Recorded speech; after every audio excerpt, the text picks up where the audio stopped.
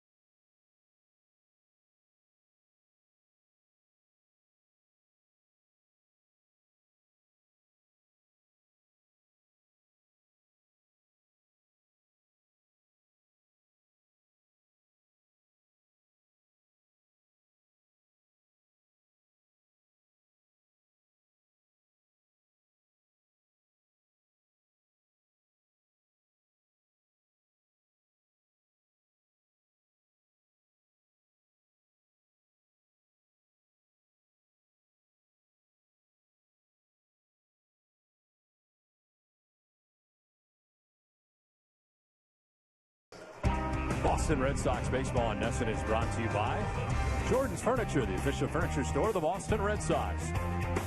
Your New England Chevy dealers. Ace Ticket. New Balance, the official footwear and apparel sponsor of the Boston Red Sox. New Balance, let's make excellent happen. And by Bob's Discount Furniture. Well, welcome back to JetBlue Park as the Red Sox welcome in the Toronto Blue Jays as Daniel Bard gets himself ready to go.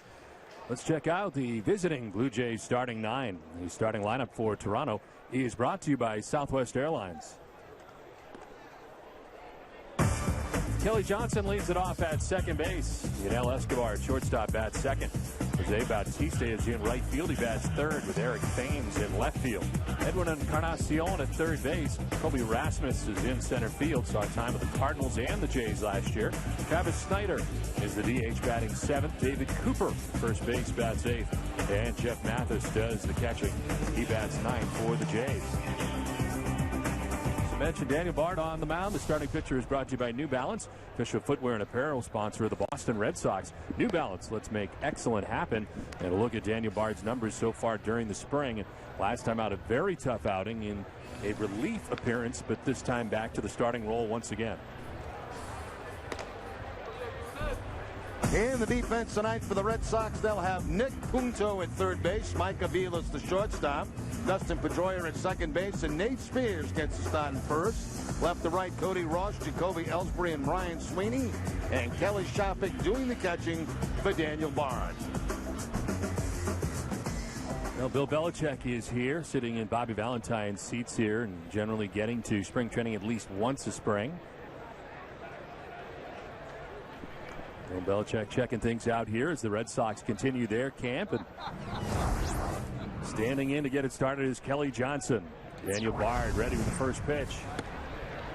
And we're underway tonight from JetBlue Park. The Blue Jays coming in here with Kelly Johnson leading it off. Hitting at .269 during the spring. Played in Arizona last year as well as Toronto. And John, you mentioned Bard's last outing. That was out of the bullpen. Went 2 2/3 innings against St. Louis. Gave up 7 earned runs in that ball game. Prior to that, had pitched pretty well. Yeah, the starts he's had has been very good. First 2 were starts and both went very well. And of course tonight he'll be looking to stretch it out a little bit further.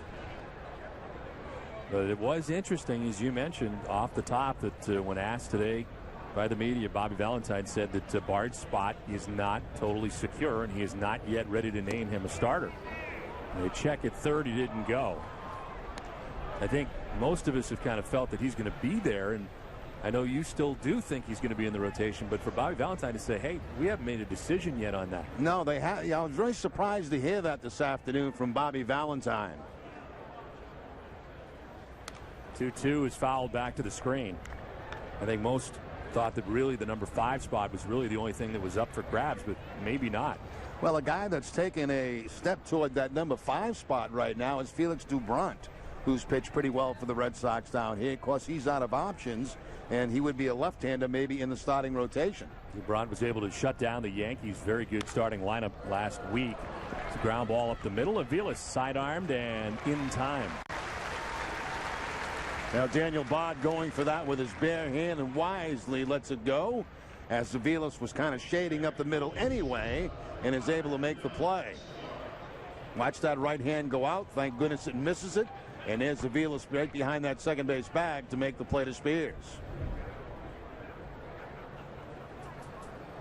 So 1 down for Yunel Escobar. Escobar, the shortstop, came over from the Braves to the Jays, and last year hitting at .290 during the regular season, 11 homers and 48 runs batted in. And after the first pitch, Punto on the run and in time, 2 down. And that's exactly what they'd like to see from Daniel Bard, get a bunch of ground ball outs, because, you know, we've talked a lot about it, Don, the fact that they swing and miss at a lot of his pitches. They foul a lot of his pitches off. And, of course, that builds up a high pitch count very early in a ball game for him. So the more ground ball outs he can get, the better off he's going to be and the deeper he's going to go in games. 2 down in the first for Jose Bautista. Having a great spring. 348, 3 homers, 8 runs batted in. Had 43 home runs last year. And, of course, the 54 home run season the year before.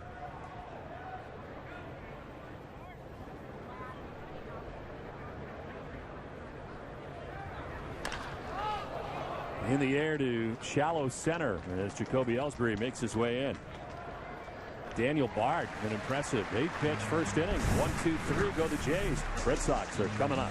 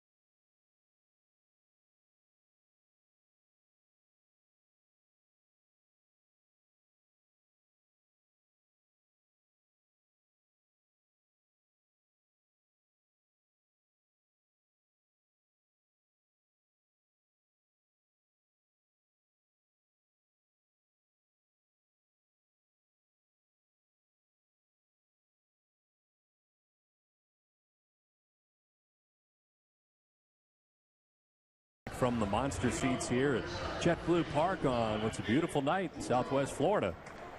As the Jays win in order in the top of the first inning, Red Sox coming up here in the bottom of the first, and it's Nick Punto. Punto in the leadoff spot, playing at third base tonight. Drops the bunt down. Laffey quickly off the mound to flip to first. Nice defensive play for the Jays pitcher.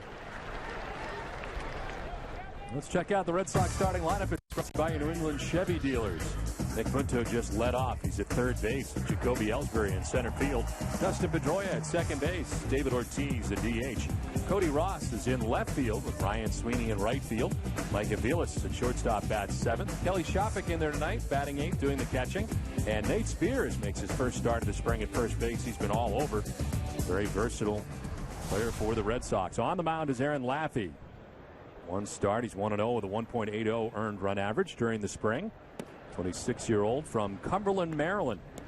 Last year had time with the New York Yankees and Seattle Mariners, both working out of the pen for the Yankees and Mariners last year, and combined to go 3-2.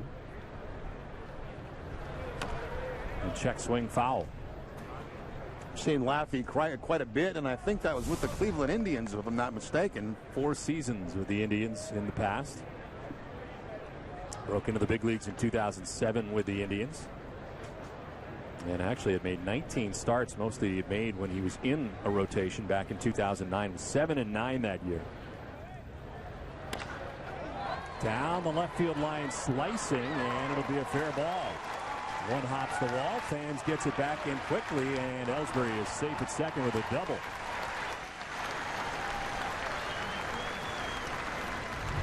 Now Jacoby Ellsbury taking the left-handed to the opposite field. Looks like a slider down and away and goes right down with it. Head on the baseball, and that slice takes it away from Eric Thames in left field. Jacoby Ellsbury at second base with the one-out double. So one out, runner in scoring position for Dustin Pedroia. 333 during the spring for Pedroia. 8 for 24 so far during spring training. And remember last year hitting at 307 on the season.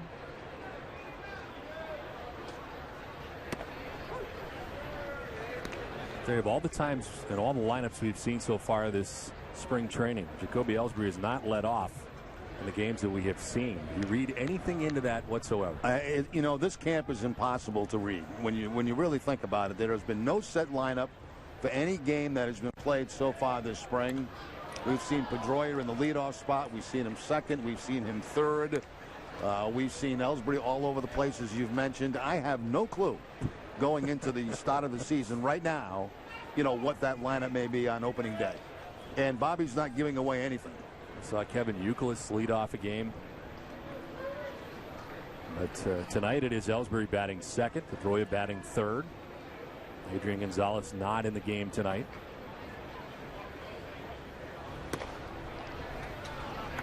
Ball and 2 strikes to Dustin Pedroia.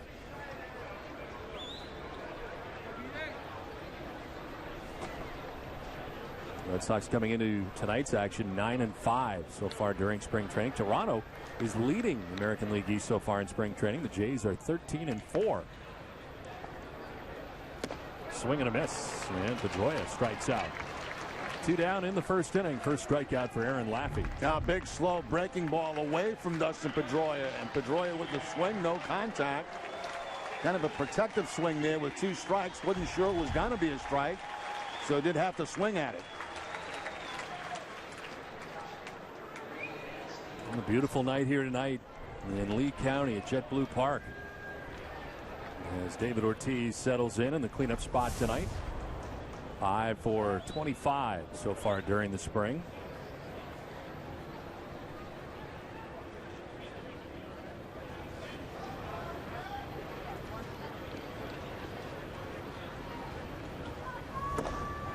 There's strike 1 from Laffey.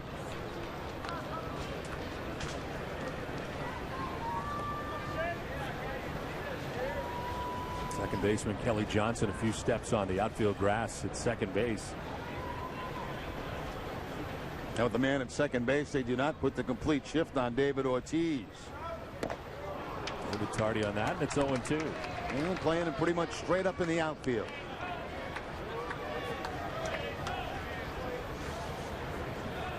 And Laffey, who gets a start tonight for the Jays. 11 relief appearances last year in September for the Yankees, and served primarily as a lefty specialist. And he gets a start here tonight for the Jays. Working against this lefty, who fouls it off.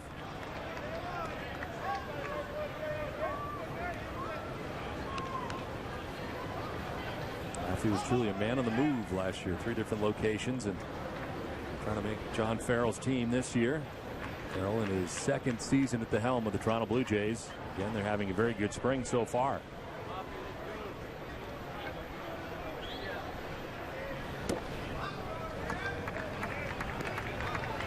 Well, if both managers manage the way they have, particularly Farrell last year, and the way that Bobby Valentine's manages spring, we'll see guys running all over the place tonight. Both very aggressive. Yeah, we noticed that right out of the gate last year with John Farrell. The game right here at Fort Myers, as breaking ball is fouled back at the screen. He was running all over the place right out of the gate in the spring, and that has been the case here for Bobby Valentine, trying a lot of different combinations, hitting and running. Well, Farrell was trying to change the culture of the Toronto Blue Jays. I mean, they basically were a home run hitting ball club, just waiting on the home run, and he did a lot more than that last year, hitting, running, steal.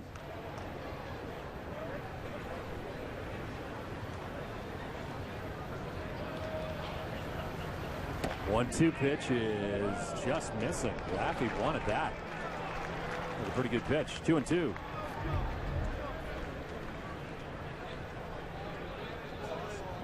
Very close. Maybe just a little bit down and in.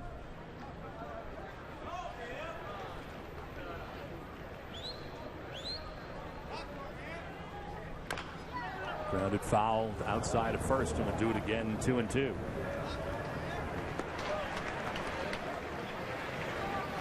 One out double by Ellsbury. Pedroia strikes out. 2 down. Ellsbury at second base, and Big Poppy in a battle here with Aaron Laffey.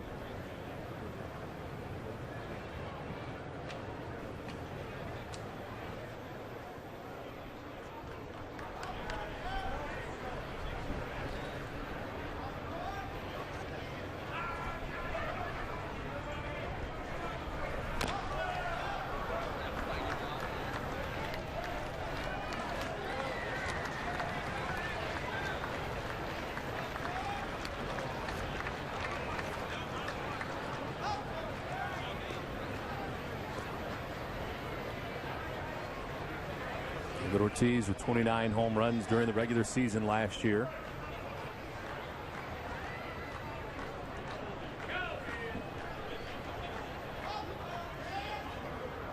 Laffey taking too much time, and Big Poppy steps out.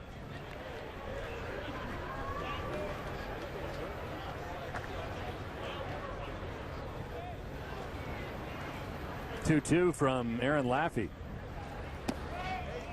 Not tantalizing it up for Ortiz, and it's a full count. Able to stay off that breaking ball away was Big Poppy.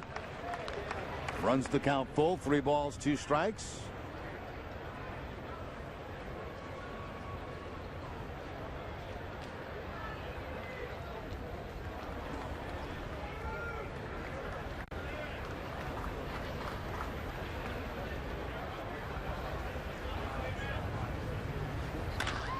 On the ground to short. Now Escobar's got it. Ortiz and the Red Sox are down in the first inning. They strand Ellsbury. No score after 1. Good morning, John. Good morning.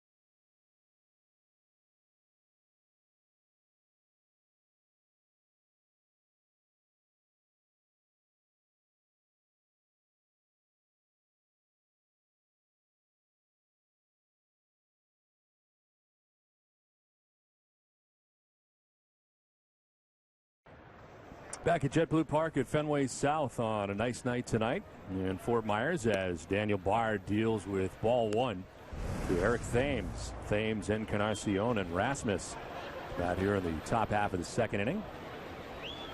Jerry, in between our last broadcast and tonight's game, the announcement was made that John Lester will be the opening day starter, as Bobby Valentine kind of tipped his cap that day, saying that he would make the announcement the next day, and they did. Not much of a surprise, I guess, that Lester will be their opening day. No, and I think it was embraced, obviously, by everybody in the ball club, including Josh Beckett. Beckett will get the home start at Fenway Park. To John Lester, I'll tell you look at that Red Sox schedule early in the season, and it is a tough schedule that they open up with in April. At the Tigers, these Blue Jays, Tampa Bay, Texas, New York. And they wrap up the month with Minnesota and Chicago. But look at that schedule right out of the gate against the very good Tigers. Come home and it doesn't get any easier. Tampa Bay and Texas. There's ball four, and down to first goes Thames. It's time now for the Bob's Discount Furniture Inside Word, and just what we were talking about. John Lester talking about Josh Beckett's support. It's nice to hear, obviously we're good friends, and I know what he thinks of me as a person, but it's nice to hear it, hear him tell other people. And that's I think that's what people don't see from Josh. They think he's a, kind of this hard-ass, stubborn guy that doesn't care. And, I think he cares more than people think about his teammates. And, saying something like that means a lot. Josh Beckett very much in John Lester's corner as being the opening day starter, and he made that statement, which made it very easy, I think, on Bobby Valentine to then make the decision. And it appeared he was leaning in that direction anyway.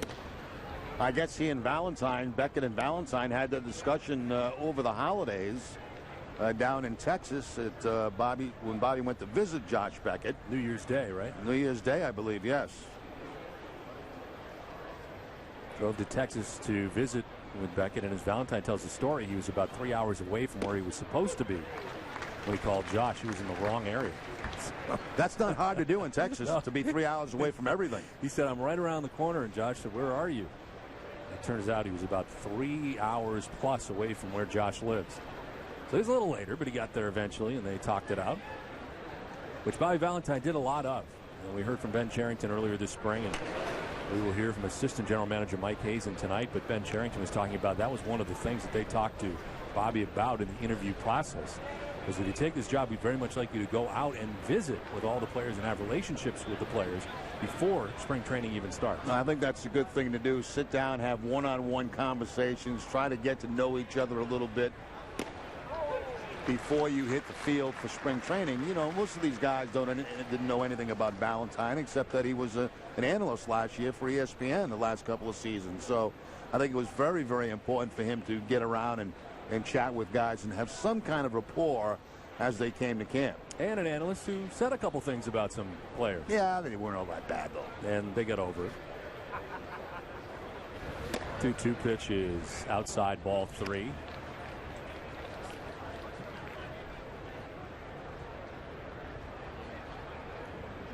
We're switching jobs with Terry Francona, literally. Tito will be doing Sunday Night Baseball on ESPN now, and that will be very interesting. He will be here Thursday night with ESPN. They are also doing the game, as are we, as the Red Sox take on the Yankees. Down the line, Sweeney on the run will not get there. Taps in for a base hit as Thames will take second base. Encarnacion is on at first with a loop base hit down the right field line. Looks like Sweeney got himself trapped a little bit, whether he was going to try to dive for this ball or play it safe. And here early in the ball game, he decides to play it safe. He started off going directly to his left, then had to come in, so he didn't read it very well off the bat. So a first and second situation with nobody out.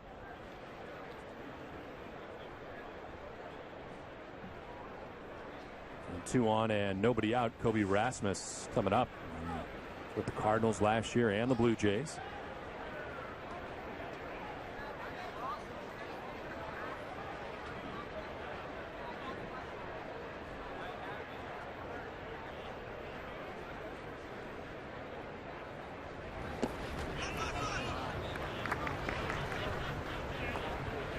Bard had an easy 1-2-3 first inning. A walk and a single here in the second.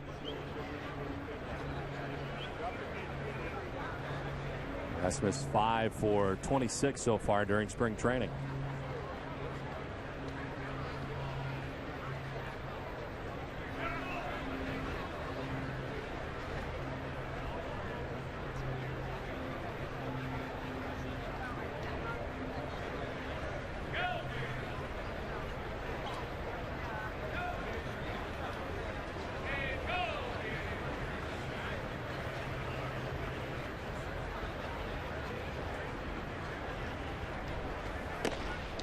On the corner, 95 miles an hour from Bard. That generally is where he's been averaging velocity-wise in the starts that we've seen him have this spring, around 94, 95 miles an hour.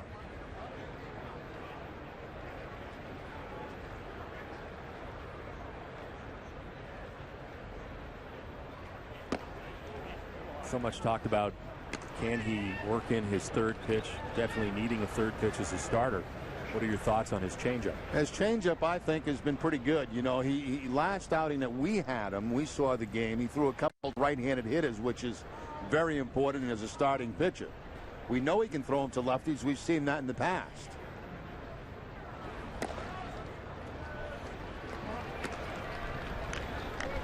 Ball's behind here, 3-1.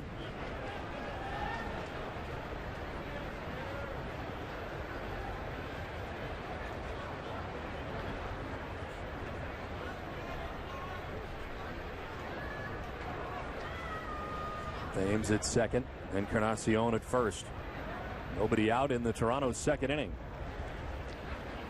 That one blown by him. Full count. He's that rising fastball about letter high.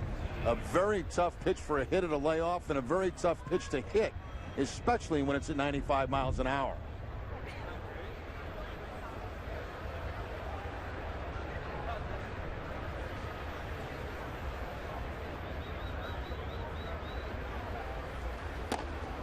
Down and in, ball 4 in the second walk of the inning given up by Bard. This will load the bases.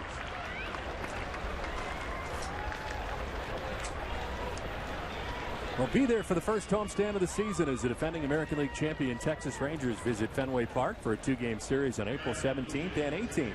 Oakland A's will visit Boston for the second homestand of the season, April 30th and May 1st and 2nd. Get your tickets now for both of these matchups at redsox.com/tickets.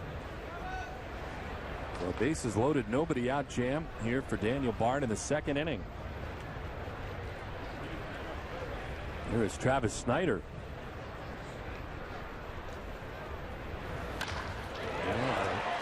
Hard hit ball on the ground to the corner.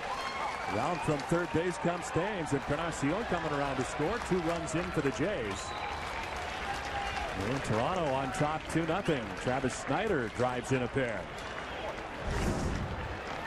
Not waiting around either, jumping on that first fastball from Daniel Bard after walking a hitter. Bard comes with that fastball. Looked like he turned over a little bit into the opposite field right by Nick Punto and down into the corner for the double. So Bard, who had a very easy 1-2-3 first inning, struggling here big time in the second inning. Still nobody out. Second and third for David Cooper.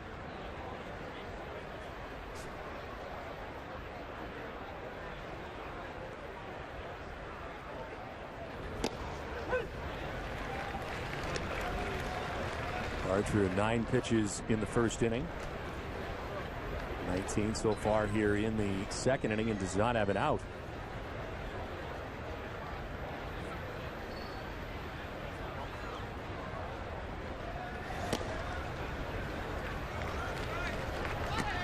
Cooper 8 for 29 so far during the spring. Played 89 games last year for the Jays, hitting at .211 a season ago.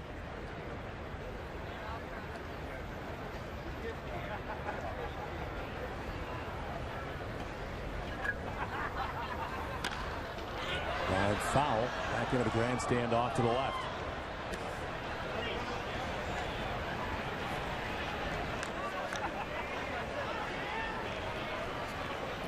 We are scheduled to see Bard, of course, then Andrew Miller tonight.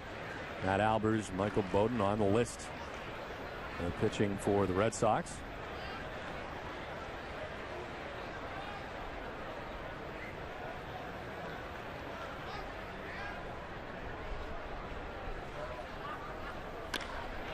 In the air to left center field. Ellsbury moving over, so is Ross. It is Cody Ross who makes the catch. Rasmus will tag, a cutoff and a throw that is not going to be in time. 3-0 Blue Jays. Sac fly for David Cooper.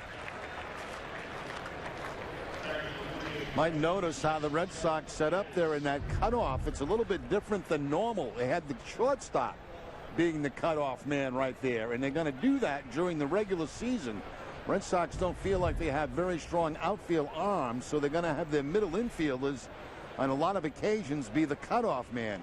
Usually you would see the third baseman in between third and home in that particular situation, but that's not the case. They figured the quickest way home right now is from the outfielder to one of the middle infielders to the catcher. One down for the former Angel, Jeff Mathis. Mathis last year with the Angels hit at just 174. 2 for 18 so far during the spring. Very good defensive catcher. Once in a tandem with Mike Napoli for a few years with the Angels. Chop left side of Illis. Slow hopper's got to hurry up, and he gets it there with the catcher running. Over to third goes Snyder, 2 down.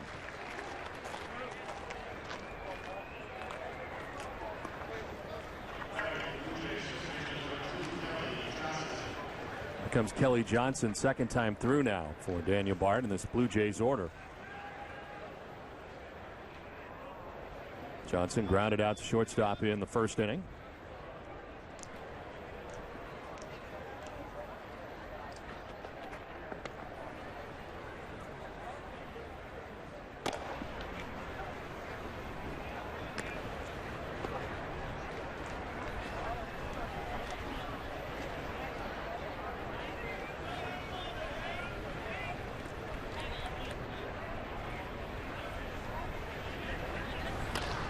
In the air, foul off to the left, out of play, 1-1.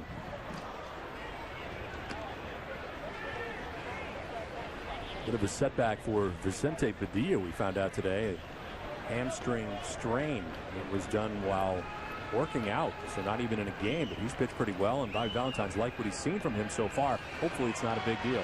Yeah, he likes Padilla a lot. The fact that he can throw strikes, give him innings, quality innings. He actually got hurt in the weight room. It wasn't anything he did on the field. So waiting to see how serious that condition is. They don't anticipate it being very serious.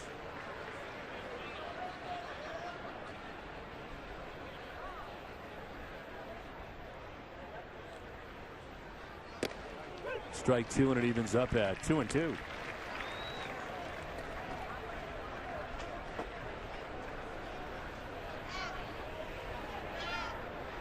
Bard giving up 3 runs so far here in the second inning.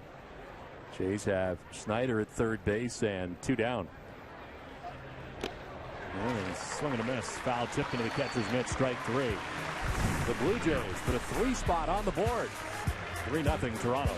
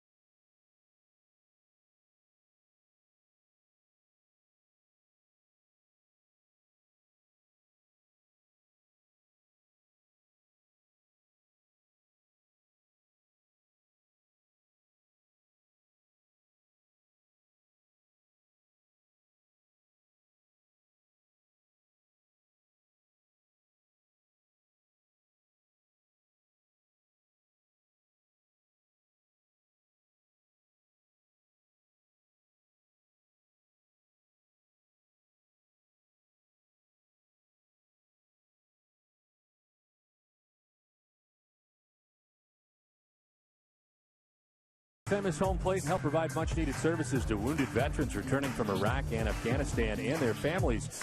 Join the 2012 Run Walk to Home Base presented by New Balance on Sunday, May 20th, 2012. Advanced registration is required. To learn more, sign up as a runner or walker. Please visit runtohomebase.org today. 3-0, the Toronto Blue Jays have the lead.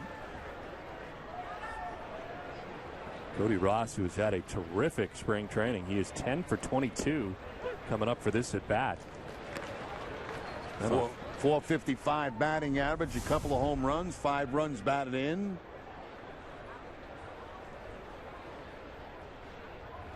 Participating in his 10th game of the spring. Followed by Ryan Sweeney and Mike Aviles here in the bottom of the second inning.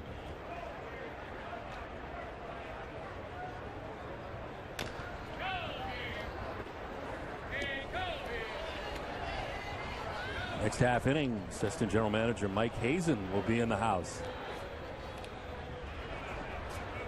He's actually already in the house, but he'll be actually joining us with a headset next half inning.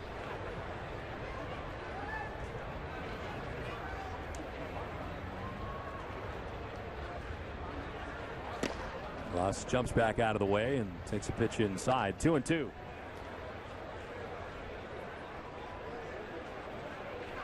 Cody Ross last year finished up hitting at .240 in what worked out to be his last year with the San Francisco Giants. Hard hit on the ground to third, and Pronunciation gets up and throws him out. Nice play. And that was a high changeup that was hit very, very hard by Cody Ross, but a nice defensive play by Encarnacion. When he gets up, he has a little bobble, but the ball, fortunately for him, goes back right into his throwing hand and is able to get Ross by 2 or 3 steps at first base. One down here in the second inning for Ryan Sweeney. It's been a slow spring for Sweeney, just 1 for 12 so far. As he takes strike one.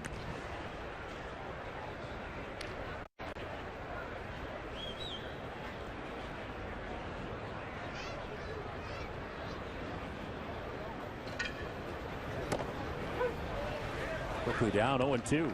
Aaron Laffey into his second inning. Getting the start tonight for the Blue Jays has a 3-0 lead to work with.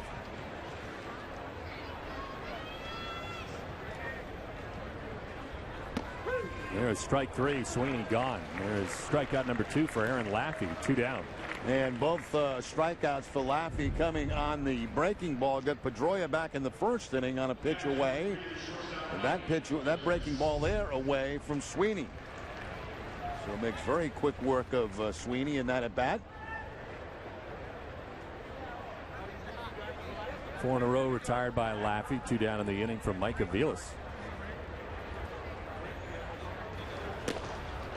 He takes strike 1. Bills have seen the bulk of the starts at shortstop, although Jose Iglesias is battling a bit of a groin problem for a while. But Aviles has had most of the time. It's a high fly ball to left field. Thames going back, and that is going to be off the wall. Over the second base is Aviles, and he's got himself a 2-out double. Well, he didn't fool Aviles on that breaking ball right down the middle of the plate, and Aviles off that left field wall. On top of the netting out there on the left field wall. Just missing a home run. Big high bounce back into the glove of Thames, but Aviles at second base with 2 outs in scoring position. Well, at home at Fenway Park, that would have been a home run. Home run. With a higher wall here at JetBlue Park. 2 down, Aviles in second base, and Kelly Shopik the batter. 3 for 14 so far during the spring.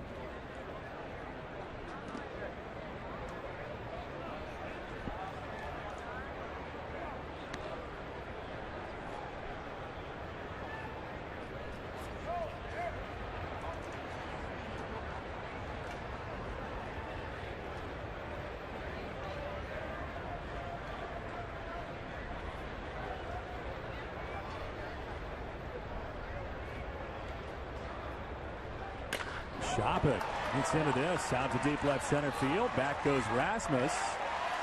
And that ball is gone. Not coming back. Shopik takes it out of the yard. And 11 home runs during the regular season last year.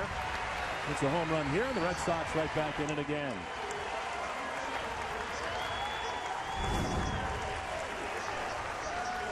Now, Shopik, not the type of guy that's going to hit for average, but certainly has the ability to do this. Long home run by Kelly Shopik. Again, it looked like an off-speed pitch, maybe a changeup, and a very good job staying back by Shopik and hitting the 2-run home run. So with 2 outs, the Red Sox strike for 2 runs.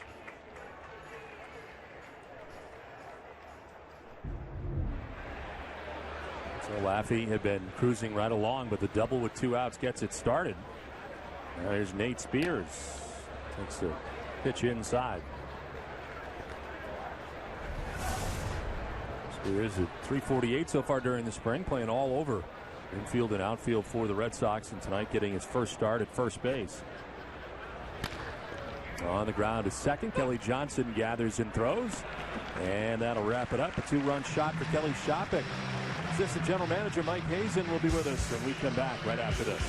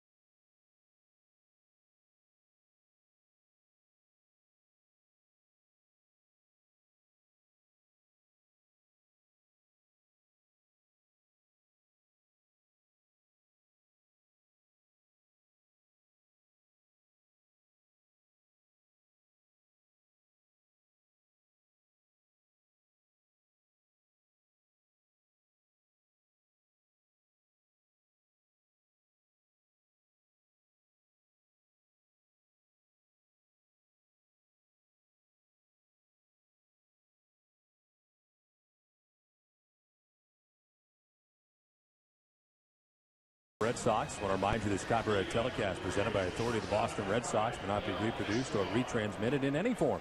Counts and descriptions of this game may not be disseminated without express written consent of the Boston Red Sox. Well, as promised, Mike Hazen, assistant general manager, joining us in the booth as we play along to the 3rd inning. And Mike, what a facility this is, and how much easier is it for all of you, really, from a development standpoint, to have everybody together now here in one complex? Yeah, it's beautiful. It's beautiful. You know, we struggled for a number of years down at the other place trying to figure out, you know, the major and the minor league pieces and how to get the major league staff and players more involved with the players. And, you know, this kind of brings everything together. And every day Bobby's out there during night games, you know, watching the minor league kids from the rookie ball guys all the way up to the AAA kids. And, you know, you can't put a price tag on that for the kids to be able to get that type of exposure. We're seeing a lot of instructors that we don't usually see because the major league team is left. We saw Yaz last week, Dwight Evans, all those guys are down here. Yeah, we're fortunate we get those guys every day, and you know, those guys passing on years of wisdom to the young kids. But it's good to have those guys being able to interact with the major league players too. You know, that sometimes they got, you know, segregated down on the minor league side a little bit working with the young kids, but we have some young big leaguers too that could definitely benefit from some of their experiences. One thing about spring training, you have the chance to see a lot of young players. Of course, you're the farm director at one point in this organization, and What do you think about some of the younger guys who we're seeing in spring so far? You know, every year in spring training, it's interesting to watch the young kids come up and see what they can do. And yeah, we have a nice little crop of position players up here right now. I think with LaVarnway and Middlebrooks and Iglesias, and you know, people get to see what these guys can do. They're immensely talented. Some of our pitchers like Wilson and Dubron have done very well also. And you know, it's always exciting to see these guys come out and compete on the stage, knowing that they'll have to go back and probably play at the minor league level at some point, but to be able to, in this stage, in this environment, be able to come up and compete, it's good to see. It's good to kind of watch to see how they, you know, their juices get flowing a little bit, and what it's going to be like someday, even though you can never replicate, you know, that first day that they're going to be able to or have to go up onto the major league stage. It's really getting to be the time now. We're getting, you know, fairly close as we start this to close out camp, and a lot of decisions really have to be made about in a lot of different areas, really, as you look at it, and particularly the pitching staff. No doubt, no doubt. You're getting through the sort of the honeymoon period of spring training, where everybody gets their innings and everybody gets to go out there and participate. And now we need to start whittling it down, and we'll start doing that, I think, in the next week to 10 days, where roles will start to get defined, and you know, Bobby's going to start probably making some decisions as to ultimate who's going to make the team, not make the team, and then where these guys are going to, the pieces that are going to fit in and around sort of the big boys on the staff. We talk about it a lot. It's been a long time since there's been competition really in camp. Generally, when you come down to spring training, you pretty much know your 24, 25 guys going to be in that situation. This year, there is some competition for the first time in a while. Yeah, absolutely. You know, competition's always healthy, and I think coming off the heels of 2011, the competition's been good. You know, it's kept guys energized. I think there's been a good energy in camp from start to finish, and that type of competition. A little pop-up that is handled by Pedroia for the first out of the inning. You know, I think that competition is healthy for everybody involved. You know, to come in here and feel like there's something to play for, because spring training is important. It's not just about, you know, getting the reps in. It's about sort of gelling as a team a little bit, and guys pushing other guys is healthy. Watching Pedroia and Iglesias interact and things like that. Those are all healthy components, I think, to a good team long term. Your impressions so far of Daniel Bard making the transition from the bullpen into the starting rotation? He had that one bad outing. It was kind of a strange outing for him because he really did come out of the bullpen. Yeah, you know, look, it's tough to evaluate in spring training. We talk about it all the time, and during the off season, you know, September and spring training, you got to be careful evaluating in those periods of time. Guys are not all in shape. You're not facing the same lineups. It may not be the same adrenaline rush. You may not be in the same role, like you talked about, that they would have in the regular season with a major league team out there and in Fenway Park. So it is difficult to evaluate. I think he looks good in his delivery. You know, he's done, for the most part, he's handled the majority of the innings that he's pitched in, and you know, we'll see how this competition shakes itself out as we move forward through the final 2 weeks. You and Ben both worked very closely with Terry Francona over the last few years. How different has this spring training been with Bobby Valentine? It's been different, you know, and I don't think there should have been any other expectation. You know, they're different people, and Tito was a great manager, one of the best managers the Red Sox ever had, and you know, a lot of us are indebted to him. He did a lot of great things for this organization, and you know, then after what happened in September, you know, a change was made, and Bobby's brought in an energy and a newness. You know, everybody that comes in is going to bring some sort of new take and philosophy and make their own impression and imprint on the club. And Bobby has certainly done that from day one. And you know, they're both very good managers. They both were very successful, and we think Bobby's going to be very successful. And so far, the guys have really responded. All right, now runners at first and second, one out here in the third inning. We're talking to Red Sox assistant GM Mike Hazen. Encarnacion fouls it off. The schedule is not really favorable for the Red Sox right out of the gate in the first month. Pretty tough. Yeah, is the schedule ever really favorable in the American League? That's true. That's a good point. Yeah, I mean, yeah, it's going to be a tough one. That first month should be tough out of the gate, but you know, we look at that for the 162 that we have to play every year. You know, we always look at that. It's 162 tough games, and it's a grind to get through this schedule in the American League. Not to mention the American League East. There's a lot of really good teams. Still continues to be a lot of really good teams in our division, and we're just going to have to play better than them. One of the guys that a lot of people are focusing on during spring training because of the shortstop spot is Jose Iglesias. I think we all know what he can do defensively. How far away is he offensively, maybe from a major league standpoint? Yeah, the tough part for Iglesias is his development has been somewhat disjointed and rushed. You know, we started him at advanced level because he's an advanced player. But he, you know, his first full season, he broke his hand and missed half the season. The next season, last season, he came in, he was sort of getting underway, struggled a little bit in Pawtucket, got hit in the head, was out for a few more weeks with a concussion, and we haven't really been able to put together a full season yet with him in the minor leagues. And offensively, probably needs a little bit more time. Defensively, people can watch it for themselves. Defensively, it's prime time. It's pretty impressive. It's been that way from day one. But he probably needs a few more bats in the minor leagues. But again, we'll see how this competition shakes itself out at the end of the day, and see how Bobby and Ben, where they want to take it. It's popped up, and ducking back is Spears on the outfield grass now into foul ground. Makes the catch. Infield fly rule in effect, and there's 2 down. Another guy that gets a lot of attention, of course, is Lavanway, and I was speaking with Gary Tuck about him last week, and he said he's made great strides defensively since when he first saw him last season.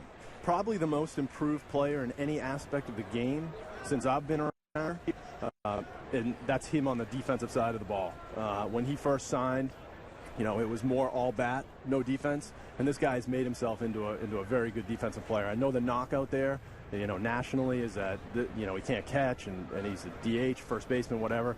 We don't believe that for 1 second. This guy works as hard as anybody out there. He's got great makeup. He's bought into working with the pitching staff and maximizing their outing every single day, and not even on his offense.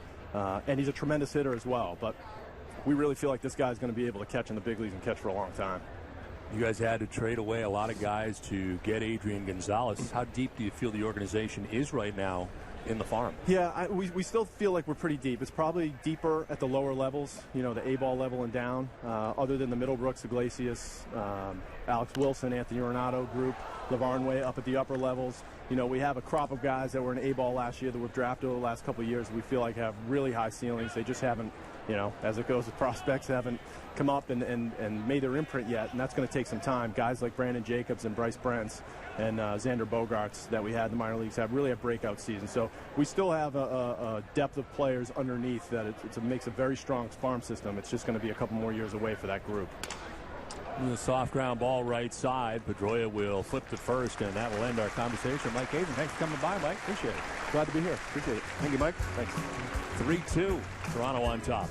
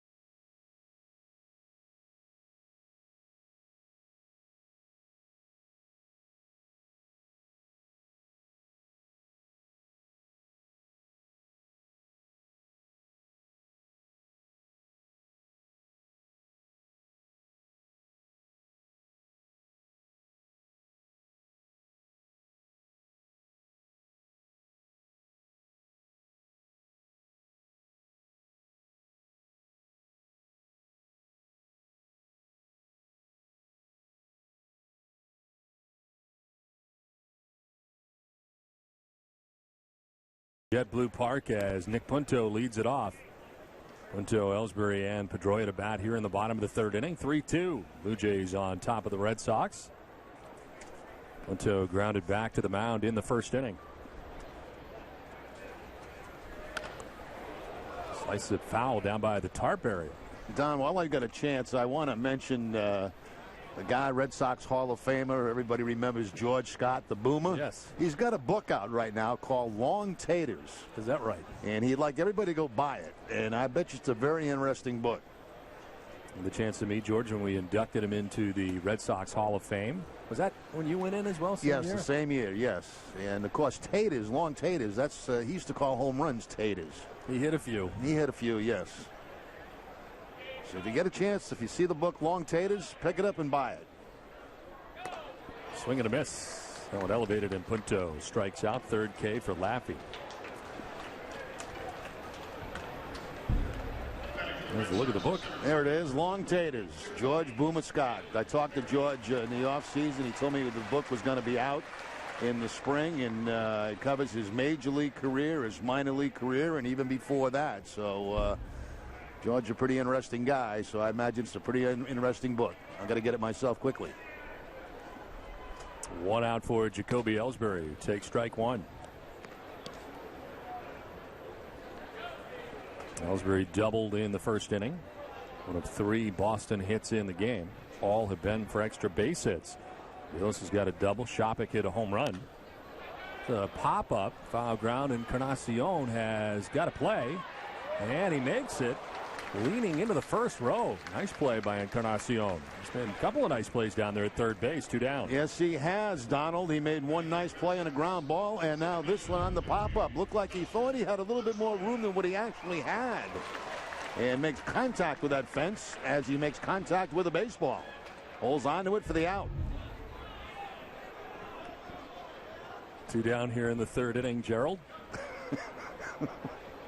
As Dustin Pedroia stands in on the right side. Struck out swinging in the first inning.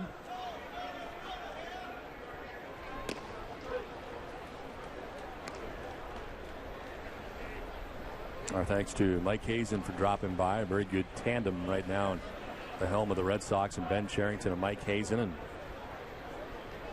should be a very interesting year. This one is down to third. Encarnacion across the diamond again. And it is a 1-2-3 third inning for Aaron Laffey. We're through 3. 3-2 Jays.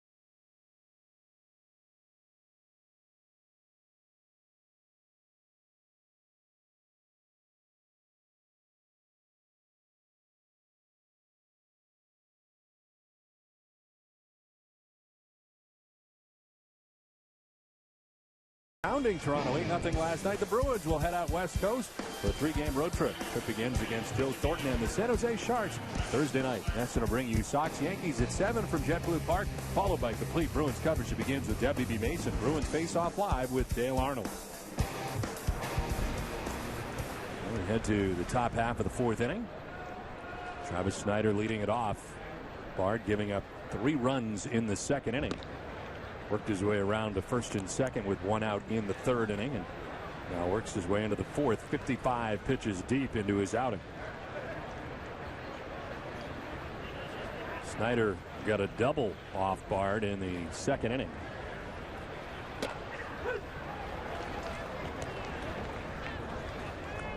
Travis Snyder, 49 games last year in the majors. The bulk of the year spent at AAA.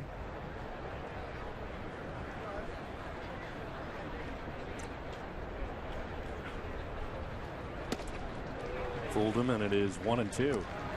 Good breaking ball there from Daniel Bard to jump out ahead, 1 ball and 2 strikes. Looked like more of a curveball this time from Bard over the top.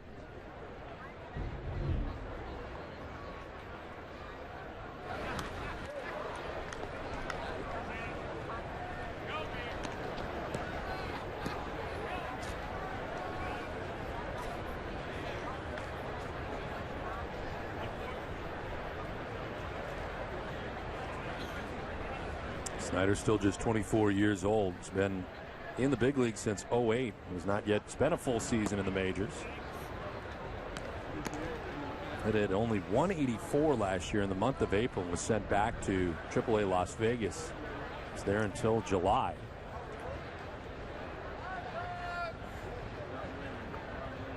Two from Bard. Fastball rides high, full count.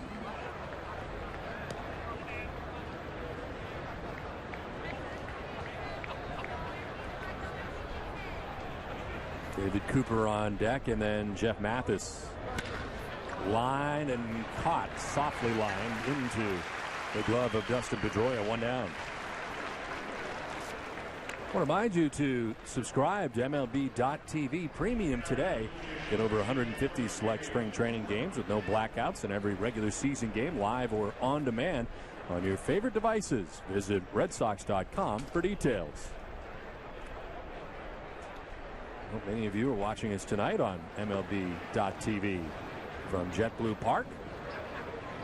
1 out in the fourth inning and a foul off the bat of David Cooper.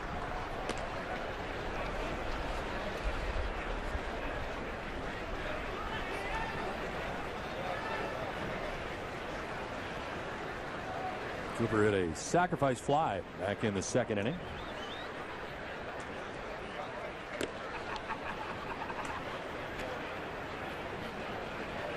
Well, the runs in this game coming in the second inning. 3 for the Jays, 2 for the Red Sox.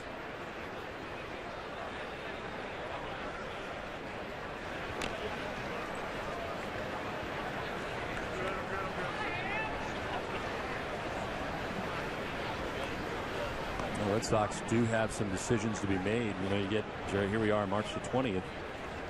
Relievers by this time generally know what their roles are going to be, so that you get that last set of games, that last 10 days to kind of settle into whatever your role is going to be during the regular season. And right now, a lot of those guys don't know what their roles are. No, and I think that's something that Bobby Valentine is going to shoot for within the next week or so. He kind of made that sound like that this afternoon in his press conference, where he gets some guys, you know, comfortable with the role they're going to be in down in that bullpen. Oh, the play by Pedroia. Sprawled out at second base, quickly up, and had plenty of time to get Cooper 2 down. You know, I didn't stop talking because I knew he was going to make that play, Don. He makes it all the time.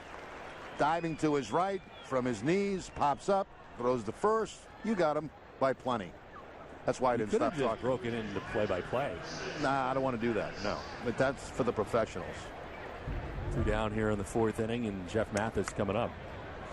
Dustin Pedroia will join us tonight when he is done playing.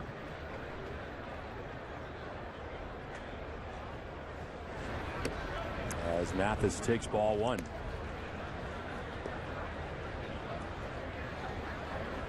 Four in a row retired by Daniel Bard.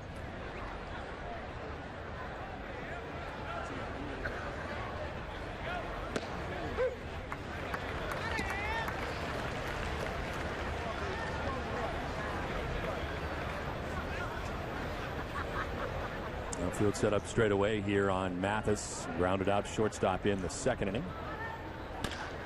Now again to short on a high hop for Aviles. Throw in time, and Bard enjoys a 1-2-3 fourth inning. 3.5 done, 3-2 Blue Jays.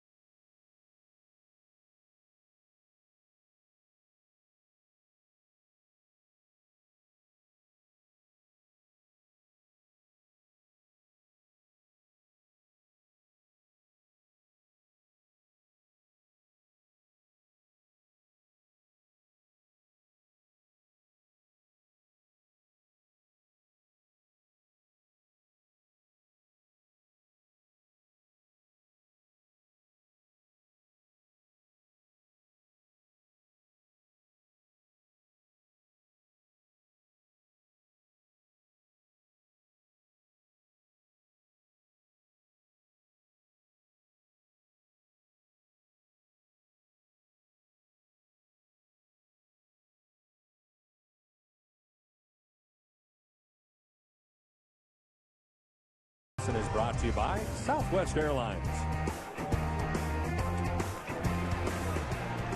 Look at the top of the monster here at JetBlue Park as we get ready for the bottom of the fourth inning with the Blue Jays on top 3-2. And David Ortiz to lead it off. Jays into the full shift. Right side as Ortiz lifts the fly ball down the left field line. Eric Thames is over and leaps. Can't make the catch as far as he could. Now that breeze tonight is blowing the ball toward third base. And I think it helped push that ball into foul territory. Not a very strong breeze, but enough when the ball's hit high enough that it can have an effect. And it took that ball out of play, gives Ortiz another chance.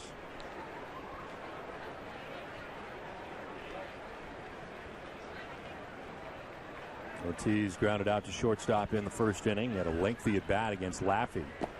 Well, swing and a miss has him down 0-2. A nasty breaking ball.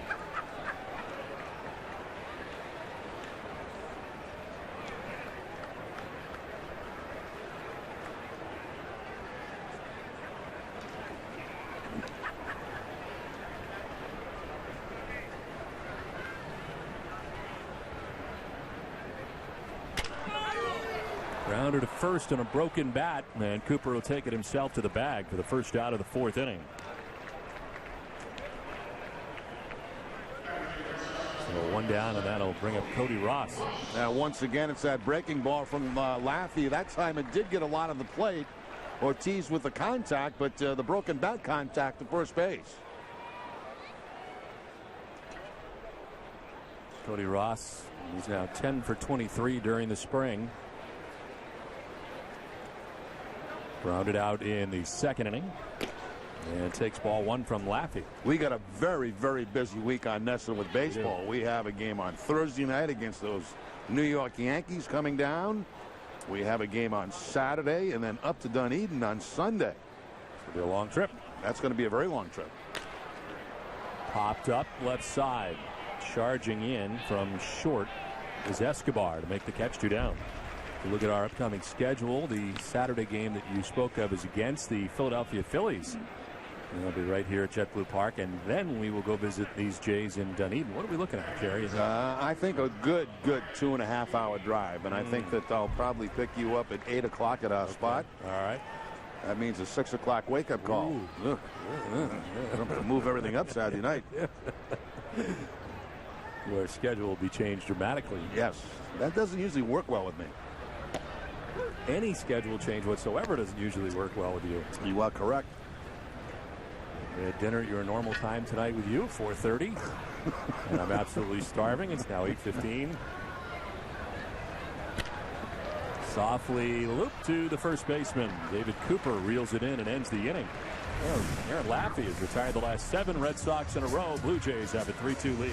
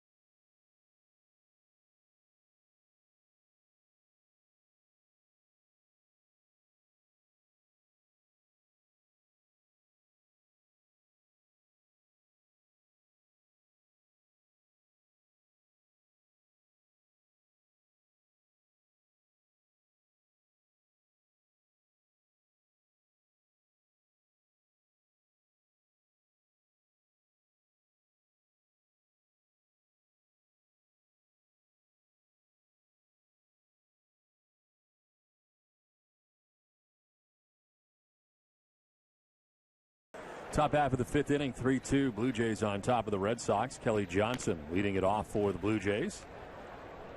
Daniel Bard into his 5th inning here tonight. Bard giving up the 3 runs in the 2nd inning. Worked his way around to 1st and 2nd. 1-out jam in the 3rd and has had 2 1-2-3 innings. Here is pitch number 70. And he gets that one by Kelly Johnson. 4th appearance, 3rd start for Bard under the watchful eye of Bob McClure, pitching coach from the Red Sox dugout.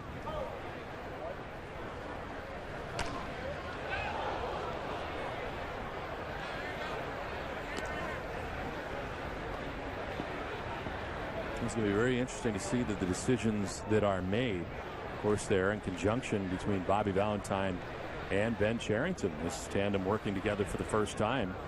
And what they want to do from a roster standpoint, and that'll be interesting to watch here as the season begins. Well, we talked about the Iglesias thing, and Mike Hazen brought it up about the fact that, he hasn't had a lot of at-bats at the minor leagues, and so that kind of read between the lines and say, maybe they want him to go back to AAA and try to get some more at-bats. I'm sure Bobby Valentine would love to have his glove up here at the major league level. It's going to be interesting how this plays out. How about Valentine this afternoon? I've never seen this before. We had the meeting with the media, and they were asking him about pitches that we're going to pitch when and, what game coming up in the next few days. And somehow the coach's room came up. So he invited all the media into the coach's room to take a look at it. He didn't know who was pitching the next couple of days, and he was trying to make the point that there are so many guys going so many different places. You have no idea. They have this huge chart in the coach's room. So he said, look, come with me. And he took 12 reporters with him into the coach's room. Everybody went into the coach's room. Here it is. This is the big board. This is why I don't know. Right. You and I did not go in. We did not go. We've seen it. We've been there. We know it's there. Been there, done that. Yeah. Doesn't really excite us. So, we did not go on the tour. There were no chaperones either. It was just Bobby. That was it. On the field trip. Yadel Escobar to right field, shallow. Sweeney coming in will make the catch. And all of a sudden now it is 7 in a row retired by Bard. Boston Red Sox Baseball on NESN is brought to you by Eastern Bank. Commitment, compassion, and love of the game. These are just some of the things Eastern Bank is made of. Find out what we're made of at easternbank.com. 2 down in the 5th inning, and it brings up Jose Bautista.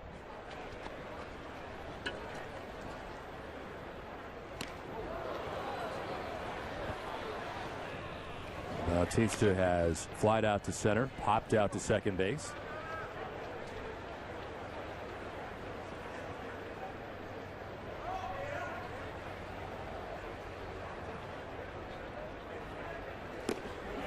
Fooled on that pitch, and it's 1-1. Follows the up and in fastball with the breaking ball down and away, and Bautista completely fooled on it.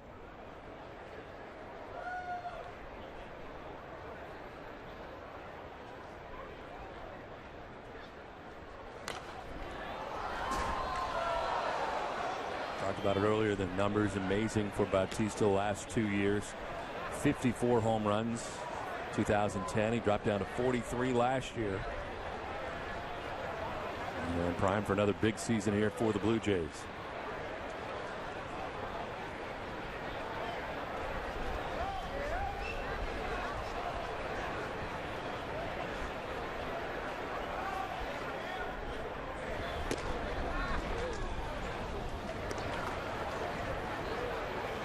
They're throwing hard here. 96, the 79th pitch of the night. He's retired 7 Blue Jays in a row.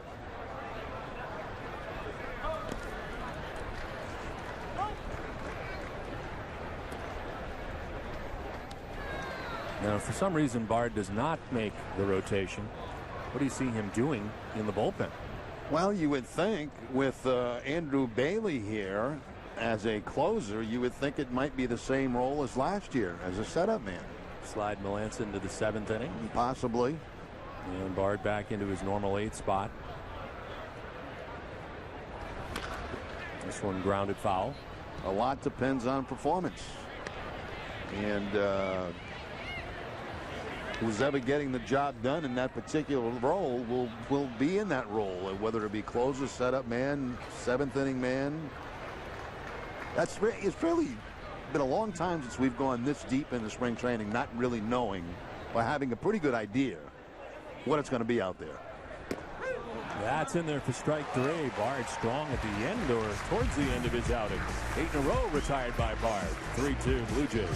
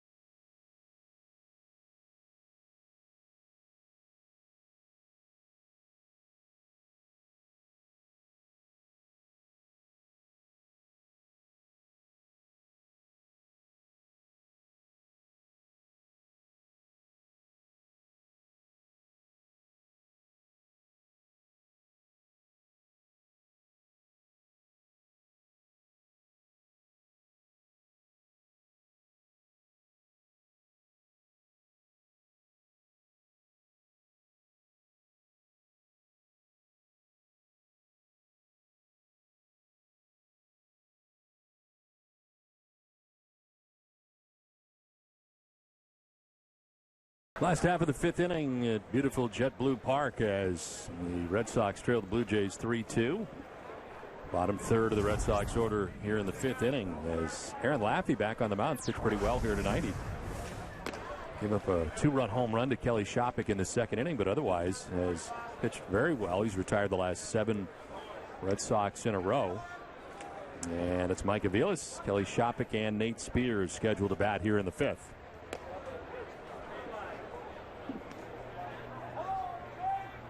Aviles with a double his first time up that set the table for Kelly Shopik to hit the 2-run home run. 50th pitch for Laffey is down to first base, and Cooper will take it himself to the bag. I want to remind you about the popular double play packs are now available for the 2012 season. Create your own unique package with seats for 2 great games. Pair a date with the Yankees or an exciting summer weekend game with an early season game in April or May. Get your double play packs tickets now at redsox.com/doubleplay. One down here in the fifth inning. 8 in a row retired by Laffey, and it brings up Kelly Shopik. Shopik with a 2-run home run in the second inning, supplying the Red Sox runs in this game.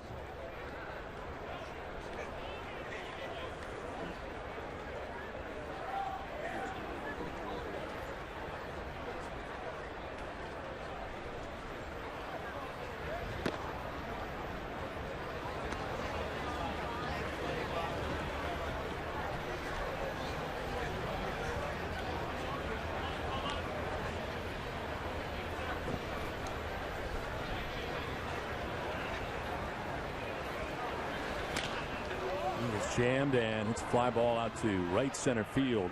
Kobe Rasmus makes the catch out there, and there's 2 down in the inning. Well, all of us here at Nesson and the Red Sox would like to send our condolences out to Mike Stelmack, minor league equipment manager here at JetBlue Park. Mike lost his dog and good friend Bruiser today. For those of us at spring training, Bruiser has been certainly a fixture for the past 10 years. Often seen riding shotgun at Stelly's golf cart. Many of the players and staff considered him a big part of the family, and he will be missed, passing away today. But he has been here the last 10 years hanging around and seeing him every day. So our condolences out to Mike Stelmack. And there's a pitch in there for a strike to Nate Spears.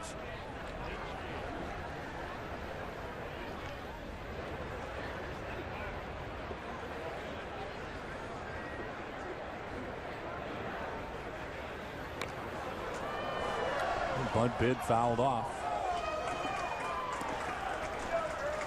Seems like every game that we see Nate Spears in, he attempts to bunt at least one time.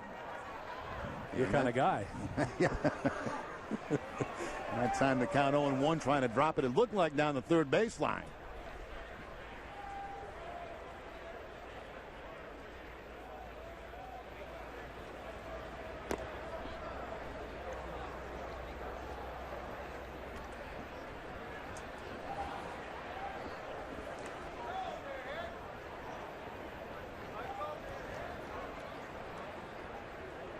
Nate Spears, born in Fort Myers, Florida. There was a lot of questions from the reporters here as the breaking ball almost got a piece of him. He's in his 10th professional season, 3rd in the Red Sox organization. 3 games last year with the Red Sox, his only major league time. Then Dustin Pedroia will join us when his work is done today. This is caught at second base by Kelly Johnson.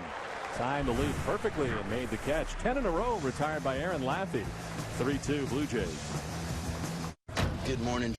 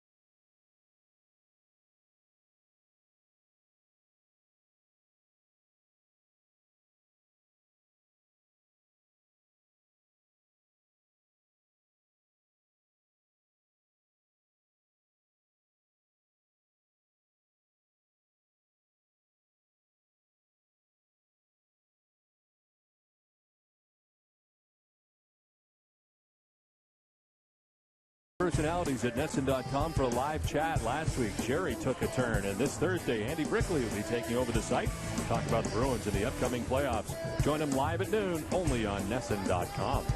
I'll have to ask you more about that in a moment. But it is 3-2. Toronto on top of Boston. As this call to the bullpen is brought to you by Jordan's Furniture, the official furniture store of the Boston Red Sox. Former Toronto Blue Jay, left-hander vying for a spot in the bullpen is Jesse Carlson, who comes in to pitch here tonight. His fifth appearance of the spring, 1-0, the 2.25 earned run average. Well, we've waited long enough. How did your chat go, or your podcast, or whatever it was you did? I think they call it a podcast, yes. And it went very well. I did a half hour last, I forget what day, Thursday, and I guess there were about 60, 70 questions that came in. We were able to get to maybe 10 or 11 of them, and that's it. That's it. It takes a while. It takes a while to get it done. But it took a while to formulate your thoughts, or? Yeah, actually, you want to give the best possible answer you can and the most honest you can. So sometimes you have to sit there and think a little bit, which is not easy for me to do. And, we got it done, and it's going to be done once a month. I'm going to be on for a half hour, starting at about 12 o'clock. Very nice. I look forward to that. Eric Thames leading it off against Jesse Carlson. Was anything that stumped you? Anything that you really couldn't answer? No, actually, I didn't say pass and go to the next question once. Really? No. Okay. You have that option, I think, as the... You do have that option because you have so many questions that you to pick from. That's the difficult part about it. You want to get to as many as you possibly can, but time does not permit. As you know, with your mailbag, yes. There's only so many you can answer. Try to get to everybody before the end of the year, but it's very difficult. This one is fouled off to left, out of play. You could just say pass, pass, pass, pass for the entire 30 minutes and then wrap it up. Terry did not answer any questions this week.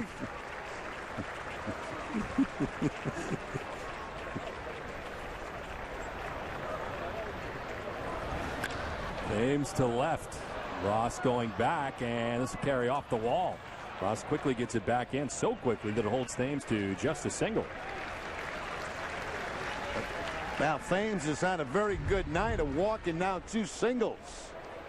Hanging in there very tough against the left-handed Jesse Carlson, taking the ball the other way. Cody Ross off the base of the wall. And as Don mentioned, got it in very quickly on one hop to second base.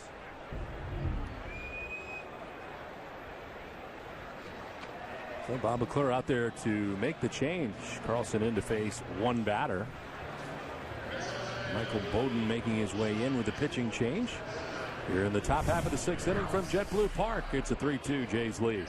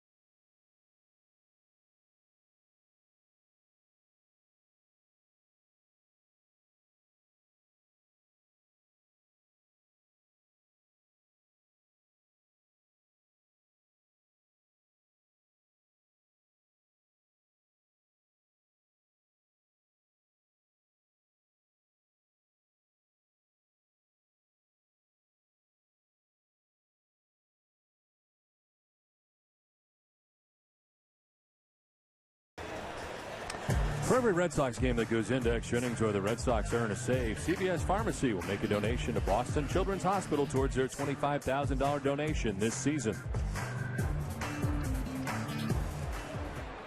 3-2, Blue Jays on top of the Red Sox. Top half of the sixth inning. Runner at first base in Eric Thames. Held on by Nate Spears as Michael Bowden is into the game to deal with Edwin Encarnacion, who takes strike one.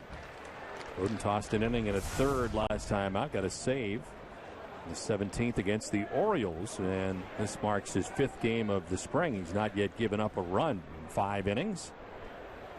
No walks and 6 Ks. He's held opponents to just a 167 average. So it's been a pretty good spring for Michael Bowden.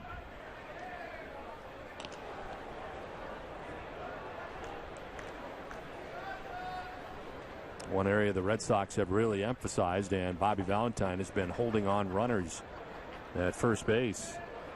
All the pitchers working on it this spring.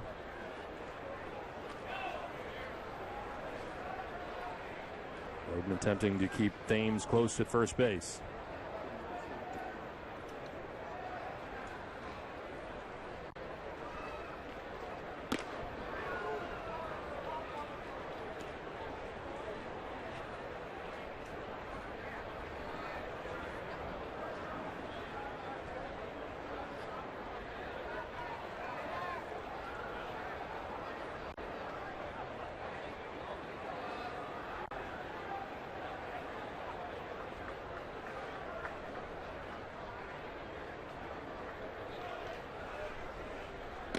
Swing and a miss. Big cut from Encarnacion, and it's 1-2.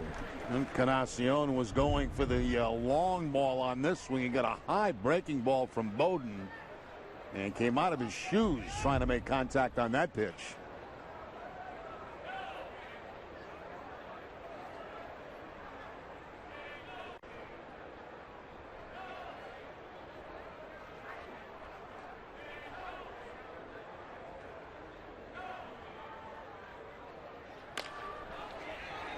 Shallow right. In comes Sweeney. He'll make the catch and took a look towards first, but Thames gets back. 1 down.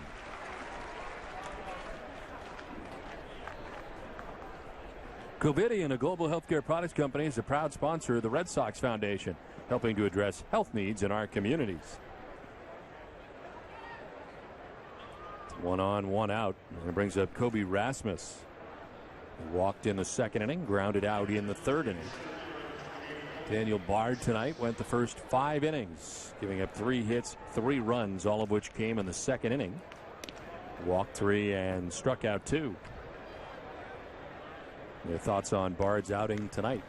I thought it was good, obviously, with the exception of the second inning. He got some pitches up in that inning and got hit a little bit. When he keeps the ball down, even that fastball down, you see the results down. He gets some ground ball outs. And that's very important for him. And, you know, he got some ground ball outs early in his outing and later in his outing. We will hear from Bard a little later when he meets with the media. He did finish strong, retiring the last 8 Toronto Blue Jays that he faced in the game. Struggled a little bit in the second inning with his control, couple of walks, and, of course, then that double to drive in 2 runs.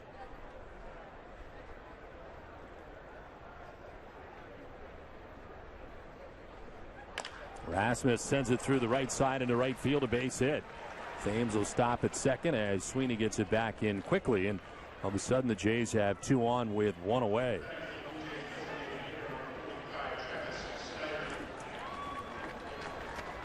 And getting back to Daniel Bard, you know, all in all, I would certainly give that a plus performance.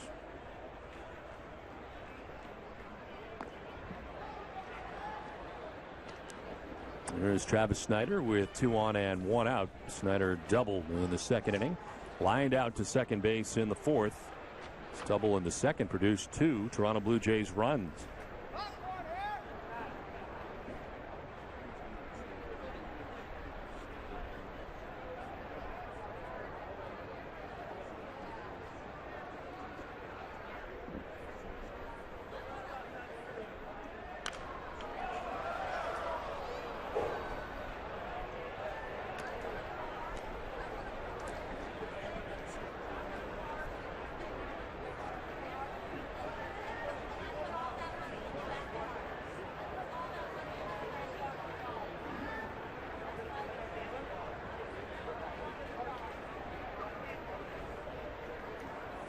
Bilas cheating in from shortstop, but no throw from Bowden.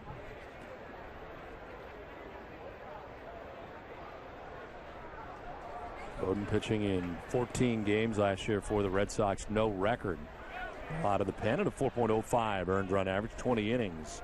Log last year for Bowden. Parts of the last 4 years spent in the majors with the Red Sox.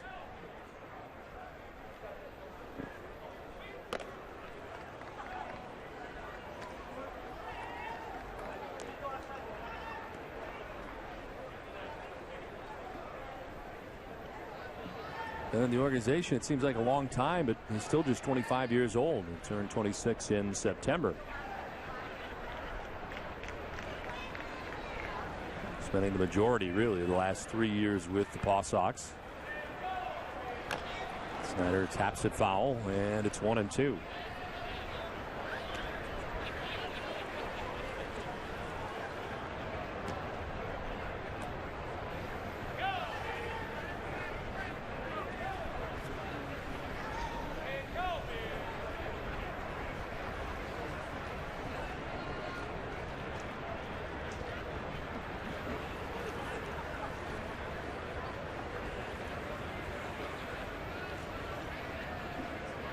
Thames at second, Rasmus at first, one away in the 6th inning.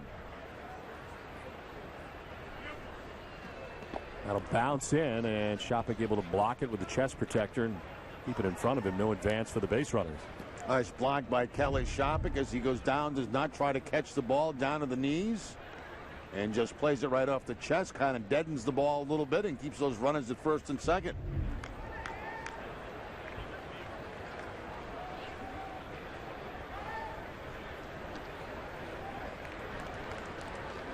Bilas just in for a mound meeting. Back to short again as he's been trying to pick off Eric Thames at second base.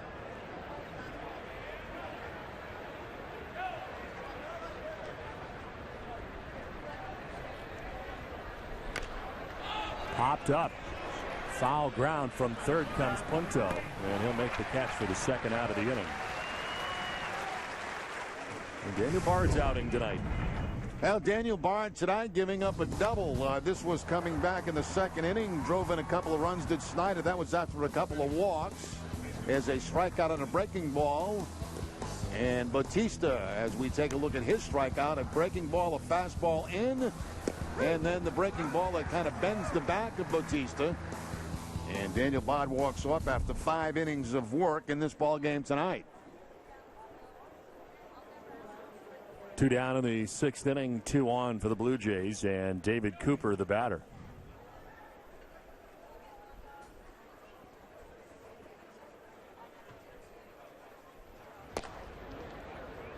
Cooper with a sacrifice fly in the 2nd inning, grounded out to second base in the 4th.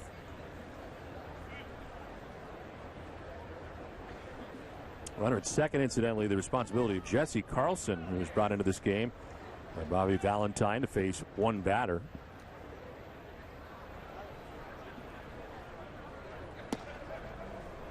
I think there was a purpose behind that. Lefty against lefty, just see if he can get the lefty out.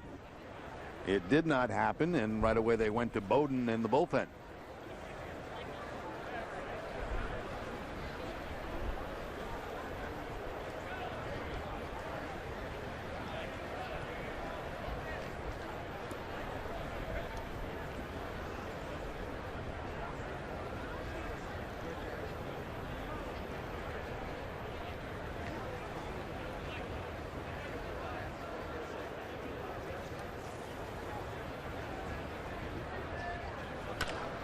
Cooper fouls it off to the left, and it's 2-1.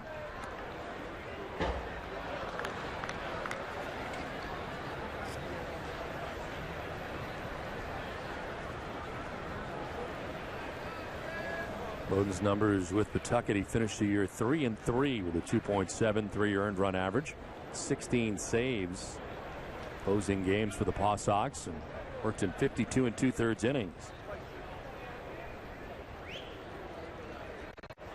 It's 2-1 pitch to David Cooper. Ball's behind now, 3-1.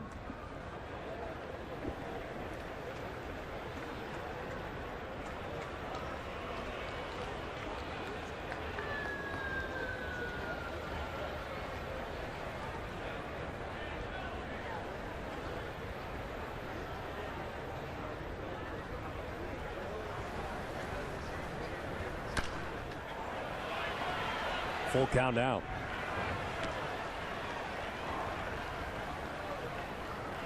Also scheduled to see Andrew Miller tonight and Matt Albers. As we play along here in the top half of the 6th inning with 2 outs, Eric Thames at second. Kobe Rasmus at first base.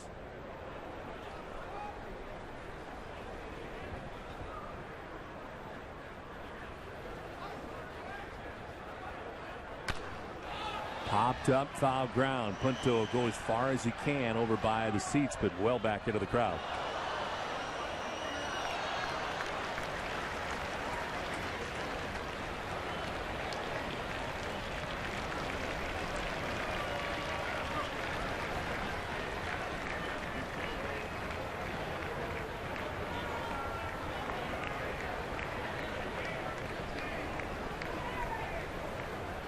Thames at second, Rasmus at first. 2 down in the 6th.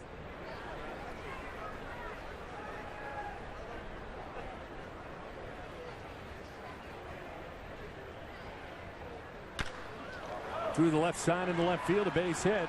Thames being waved around. No throw from Cody Ross, and the Blue Jays take a 4-2 lead. 2-out RBI for David Cooper. It has Toronto on top by 2 again. And of course, with the 3-2 count, runners were off with the pitch. If they were not off with the pitch, probably would not score on this because it was hit very hard to left field. But on the 3-2 count, no problem coming around to give the Blue Jays another run. The second RBI of the night for Cooper. 2 down, 2 on, and Jeff Mathis coming up. Mathis, the Jays catcher, is grounded out to short twice in the game.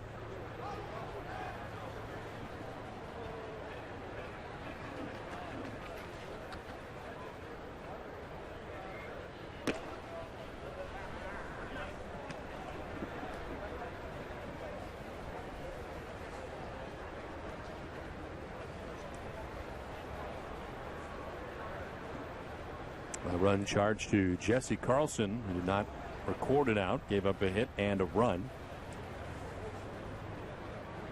As Thames led off the inning with a single, he comes around to score. Looks like he went around. They will check, and he did.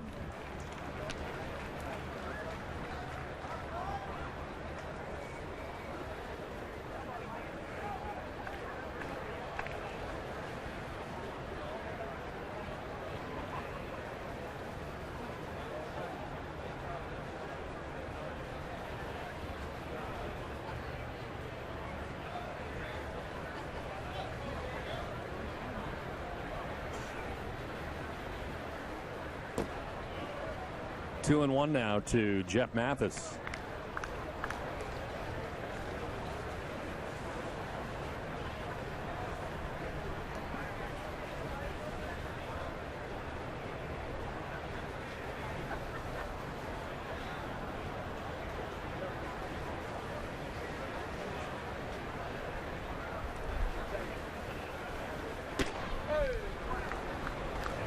Three and one.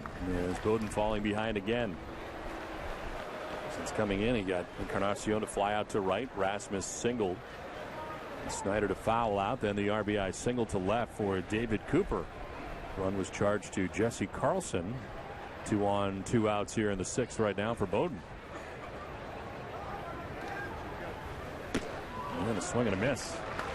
And that was a help right there as Mathis really chased the ball that was out of the strike zone. Looked like it was going to be ball 4, a ball that was up out of the strike zone, but Mathis chases it. A little impatient on the 3-1 count.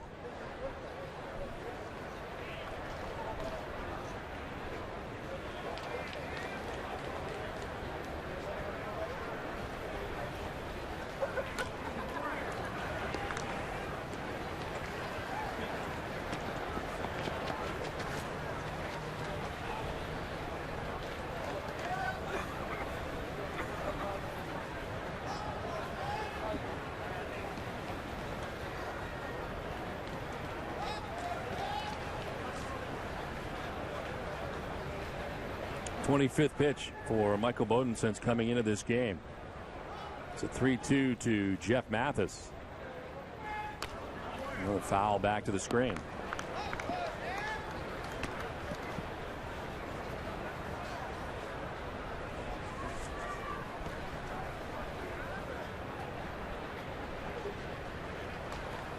On deck, the top of the order for the Jays.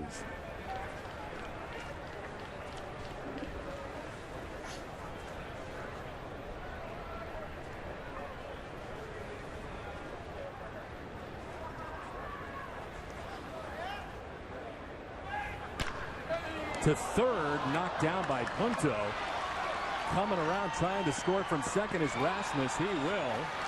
And heading to third base is Cooper. Another run for the Jays, and a ball that exploded on Punto at third base. 5-2 now Toronto. Now Punto did all he could right here to knock the ball down. That's the one-hop line drive that Punto's able to knock down. Then it deflects away from him, and good heads-up base running. As two guys had to scramble for the baseball, and the runner comes across. Shopik had to block the ball.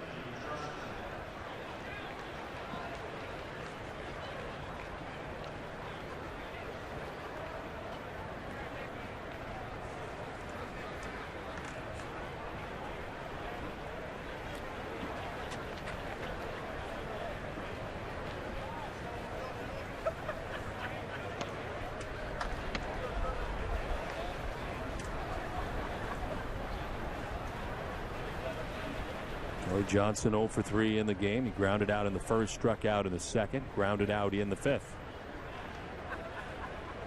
That's with runners at first and third. And gets spun around on a pitch inside.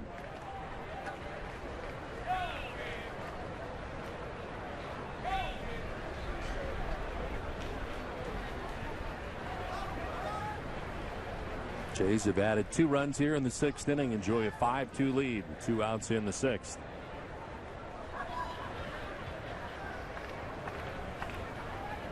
Bluff to third, a look to first, doesn't throw to either venue.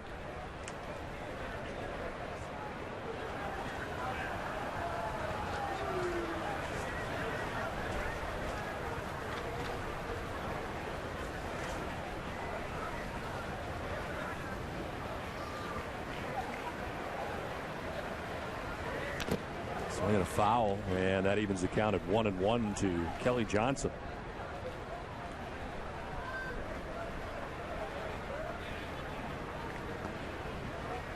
Red Sox will be traveling to Bradenton tomorrow. A 1 o'clock game. John Lester expected to pitch tomorrow for Boston. And then Thursday night right here on Nesson, Aaron Cook scheduled to get the start for the Red Sox against the Yankees. Here's a pop-up left side of the infield. Nick Punto steps into foul ground and puts it away to wrap up the top of the 6th for the Jays. Grab 2 more and take a 5-2 lead.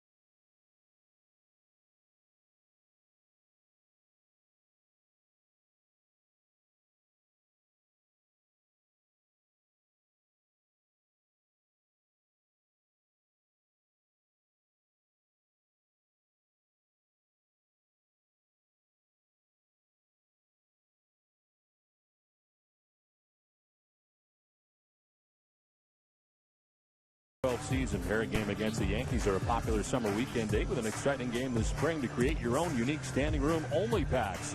See 2 great games for as little as $40. Get your tickets today at redsox.com/SRO packs. And standing here in the Green Monster at JetBlue Park as we play along to the bottom of the 6th inning. And some changes for the Blue Jays. We'll start with their pitcher, Drew Carpenter, who comes into the game after a very well-pitched game by Aaron Laffey through the first 5 innings. Carpenter's 4th appearance of the spring. No record, a 2.25 earned run average. Opponent's hitting at just .091 against Carpenter.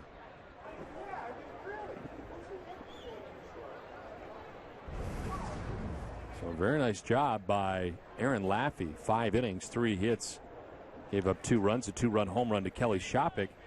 He finished strong, retiring the last 10 Red Sox that he faced in the game. And there's a new catcher in the game as well, Brian Gerolman.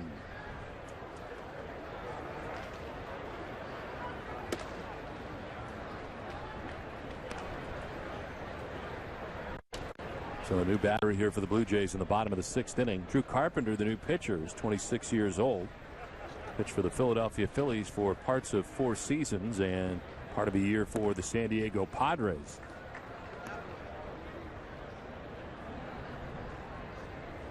Originally a 2nd-round pick by the Philadelphia Phillies in 2006.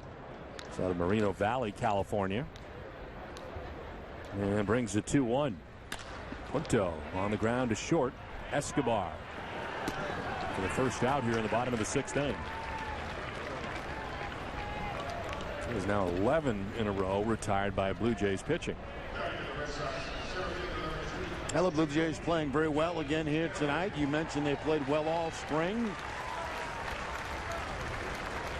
Pitching well, fielding well, hitting well.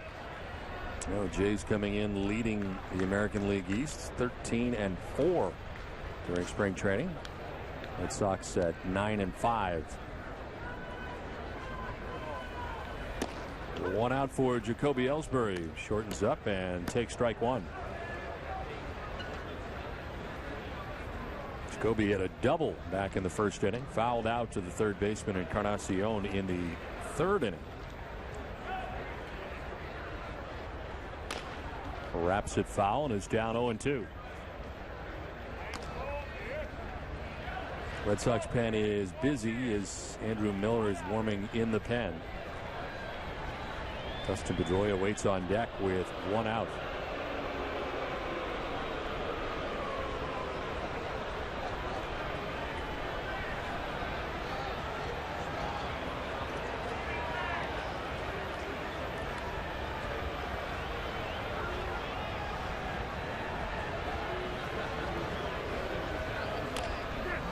To Hopper down to first. David Cooper's got it. He'll take it to the bag. 2 down in the 6th inning. Well, tonight after our Red Sox coverage, stay with us for Nesson Daily presented by Sun Life Financial. You'll get Andy Brickley in studio to give an update on Rich Peverly. A look at the road to Fenway. Meet Matt Gedman, son of Sox great Rich Gedman. And Peyton Manning is introduced in Denver. It's all coming up on Nesson Daily tonight after the game, only on Nesson. And Randy Scott will be hosting tonight. What about Tebow Mania? What happens? Where does he go? Does he stay? I don't think he stays. Not with Peyton there.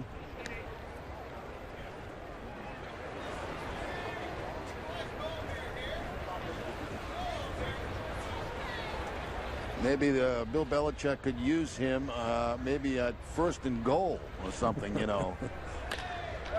Pedroia with a line drive base hit into left field. Just to the board with 2 outs here in the 6th inning. Had been 0 for 2 prior to that base hit.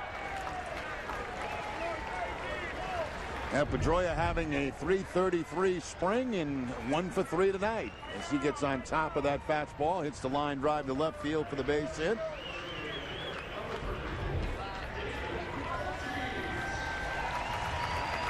Two down. Pedroia at first and David Ortiz coming up.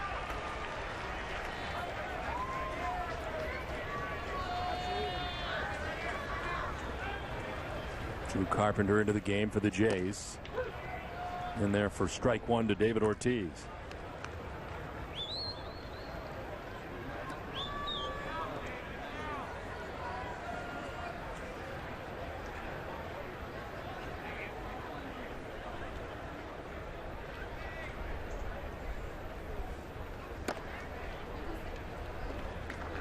David is grounded out to short, grounded out to first base, and 2 at-bats. That was all against Aaron Laffey. Started the game tonight for Toronto. Pitcher of record right now with the Jays on top 5-2.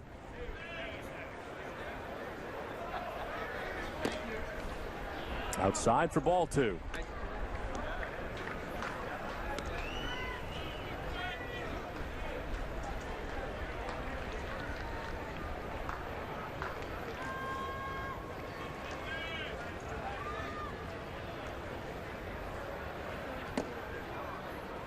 And that just misses away. We talked about the lineup a lot, but it's going to be very interesting on opening day to see where all these weapons that Bobby Valentine has at his disposal will hit. Where will David Ortiz be in the Red Sox order?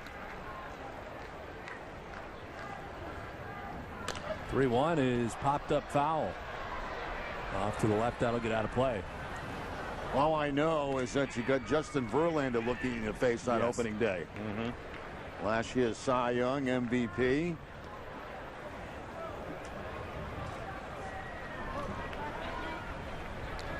Red Sox beginning against the Tigers Thursday, April the 5th.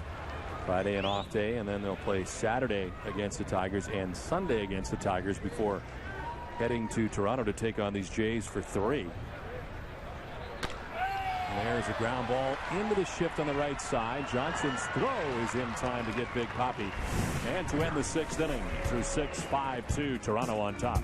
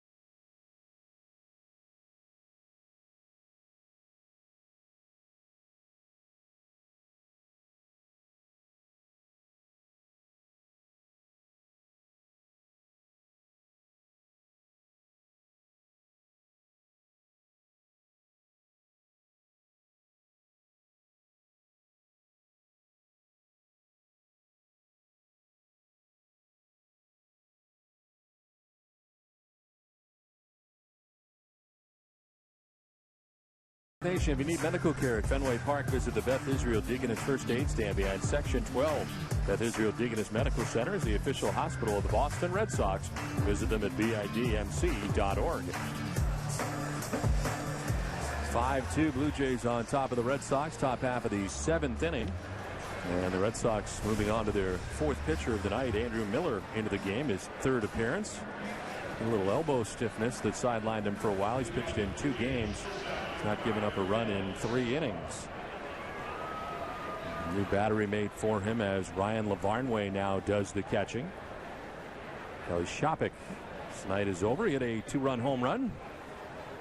Offensively tonight, back in the 2nd inning, the Red Sox 2 runs supplied by Shopik. Janelle Escobar takes strike one. Escobar grounded out in the first. He walked in the third inning, then fly to right in the fifth.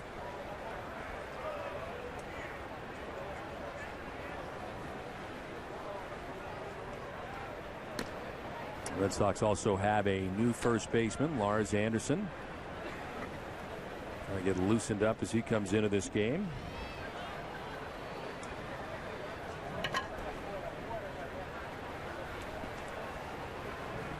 Tim Bogard, the bench coach, Bobby Valentine, going to work on all the substitutions. There's a pitch in there for a strike to Escobar, and it's 1-2.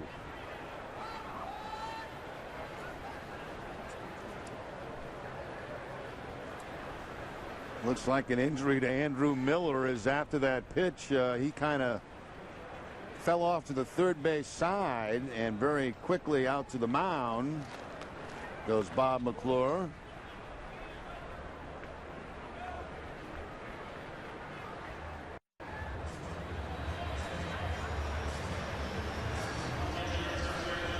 So many problems trying to stay healthy during the spring and over the years for Miller, and it looks like he's going to be coming out of this game. Bob McClure trying to get the attention of the pen. See if he can pick anything up. Take one more look. It almost like he was flexing his hip.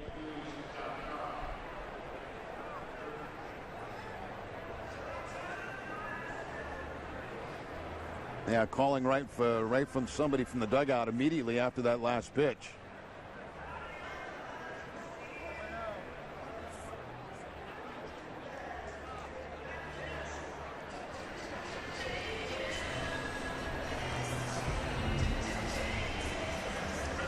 Looks like Mathis will be coming in here for the Red Sox, and he'll be given as long as he needs to get ready, with Andrew Miller leaving with an injury. 5-2, Blue Jays on top.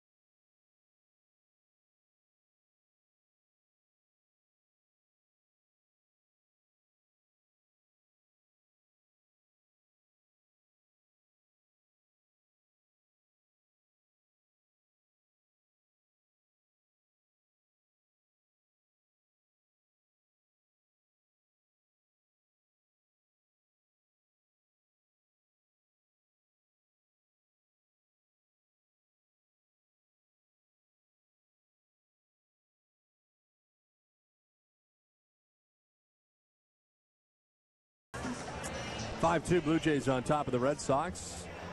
Well, looking for a unique chance to support the Red Sox Foundation and, by extension, nonprofit programs in Rhode Island?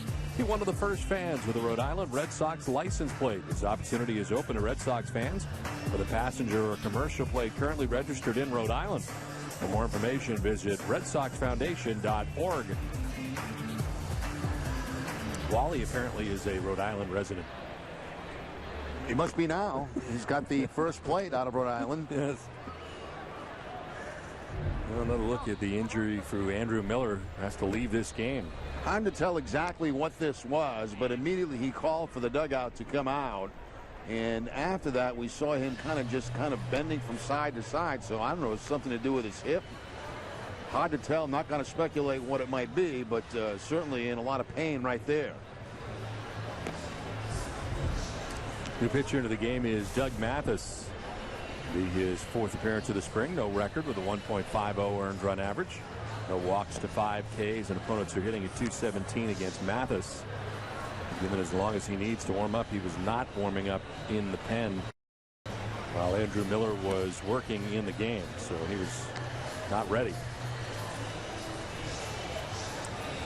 Daniel Bard tonight, first pitcher for the Red Sox in a pretty good 5 innings tonight. Did have one bad inning, which he gave up 3 runs in the second, but he finished strong, retiring the last 8 batters he faced in his 5 innings of work. He gave up 3 hits, 3 runs, walked 3, and struck out 2. Able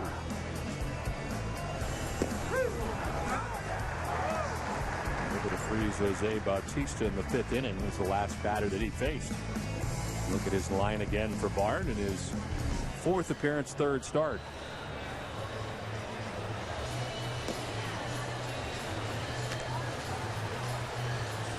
Red Sox have 2 runs, and after a 2-out double by Mike Aviles in the 2nd inning, Kelly Shopik supplied the runs with his 2-run home run.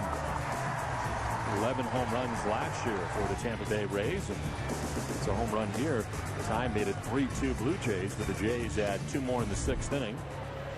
And the Blue Jays have a 5-2 lead right now as they bat in the 7th inning, and we wait for Doug Mathis to get ready here to pitch to Yunel Escobar with a count of 1-2. He picked up in the middle of the count. Doug Mathis is 28 years old, from Maryvale, Arizona. First year that he has been in the Red Sox system. Pitched in the majors with Texas 2008, 2009. I'll remind you, the Red Sox back in action on NESN on Thursday night from Fort Myers, hosting the New York Yankees. Aaron Cook is expected to take the mound, and a full lineup of regulars is scheduled to play against the Yankees. Our live coverage begins at 7 Thursday night. And remember, Red Sox spring training baseball is presented by Southwest Airlines.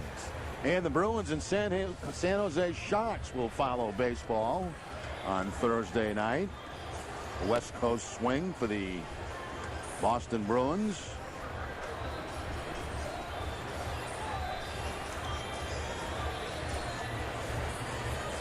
Fans waiting for Doug Mathis to be ready, and he is ready now. As Escobar will return to the batter's box with a count of 1-2. I don't know what the official crowd is here tonight, but it looks to be the biggest crowd we've seen since we have done games here in the Jet Blue part. Red Sox moving into a 106-acre Fenway South Spring Training and Player Development Complex here in Lee County. Seating capacity approximately of 9,900. Escobar goes around and is out. Strike 3. He's not buying it, but he is out number 1 of the 7th inning. He's going to have to accept it. He's going to have to deal with it. He's going to have to. Yes, he is. He's going to have to deal with it all the way back to the dugout, accept it, and move on. Because it looked to me like he did swing at that pitch. Tried to drop the bat to make it look like he did not go. But Honora was not buying any of that. So 1 out here in the 7th inning. And Jose Bautista, the batter. It's 0 for 3. Slide out to center, popped out to second, and struck out. Okay, with the count 1-2 and Mathis strikes him out, who gets credit for the strikeout? I have no idea. I would guess Mathis. You're pretty good at the rule book. That's why I'm asking you. Yeah, that one I would probably say Mathis. Okay. He got the final strike.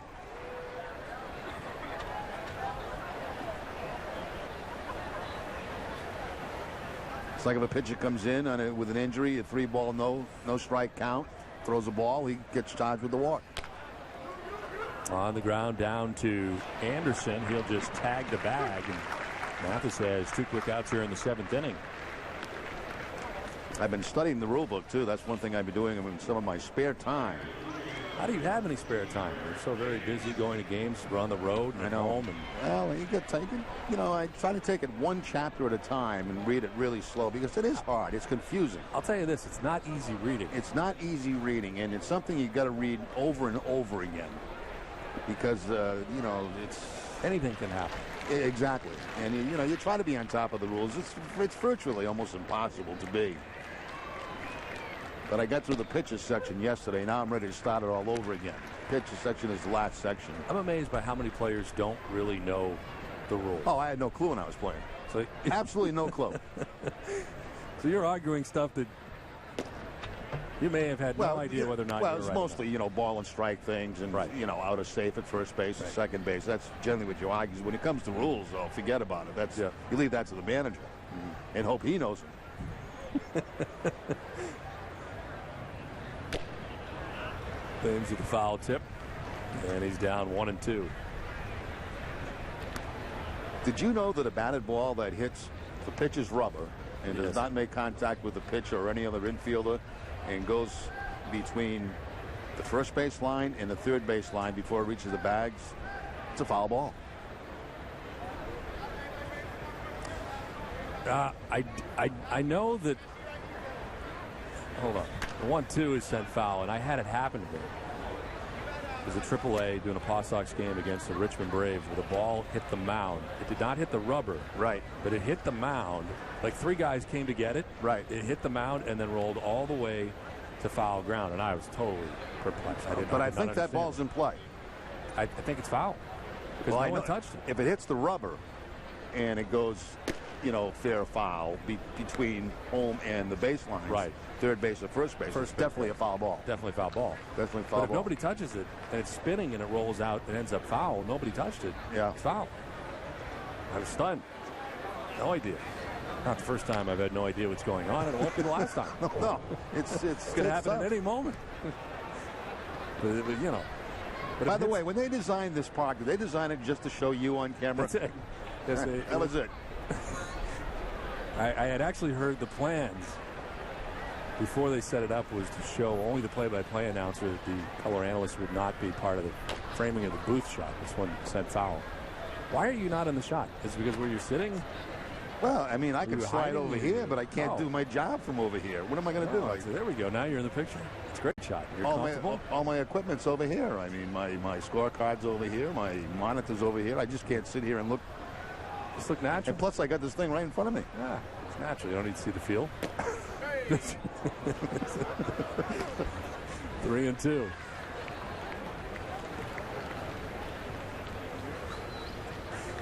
Yes, they devised the entire shot just to show me. Yes, it's amazing. You must have been under the planning of this. I was. I designed the booth. That is just outside.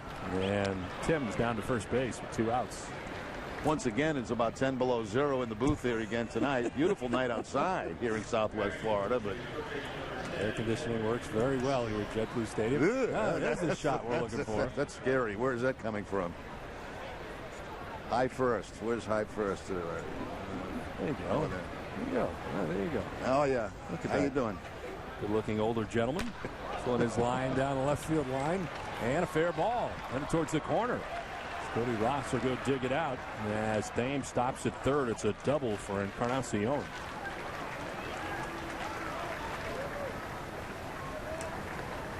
Looks like we're going to have a pinch runner for Encarnacion, but he's got a couple of hits on the night.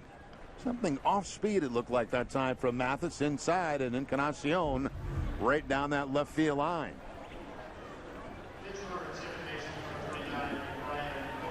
Ryan Bocock into the game. Will pinch run at second base. Thames at third. And Kobe Rasmus coming up. He's been on twice, a walk and a single.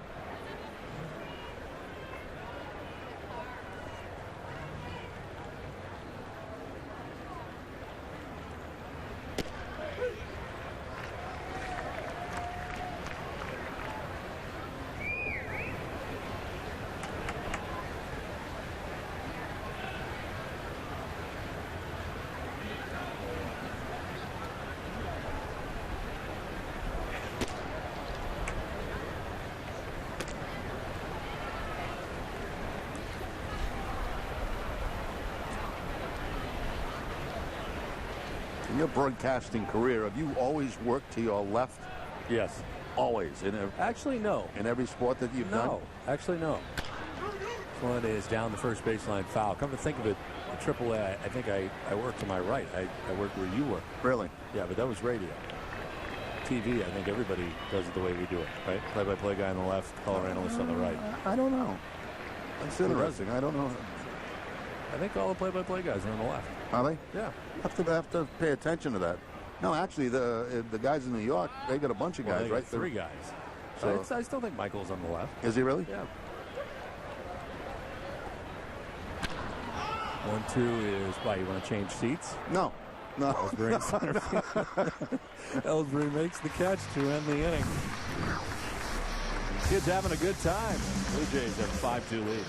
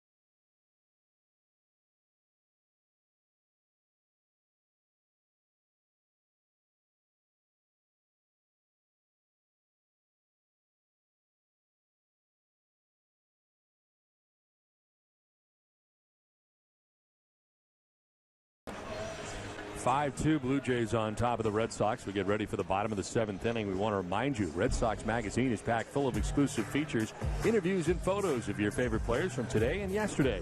Get the inside scoop of the official magazine of the Boston Red Sox. You can order by calling 781-545-5702 or check out a preview at redsox.com/magazine.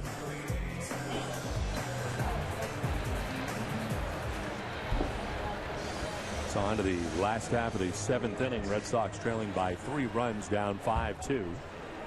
And it's Cody Ross leads it off in the seventh. Ross has grounded out and popped out. Came in 10 for 22 during the spring. He's been ripping it up. But a quiet night so far here tonight. Drew Carpenter back on the mound for Toronto Blue Jays. Dustin Pedroia will be joining us live.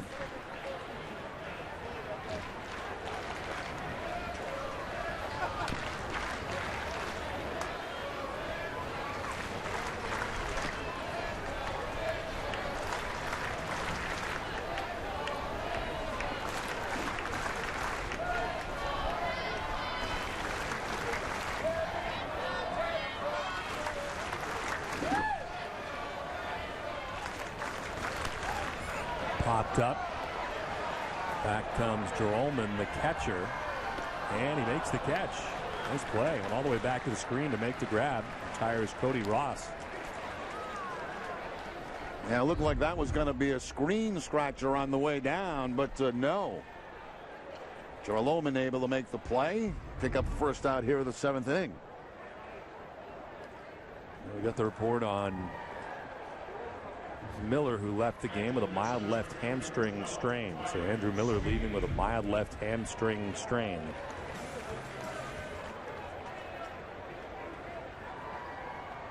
That's the push-off leg for Andrew Miller.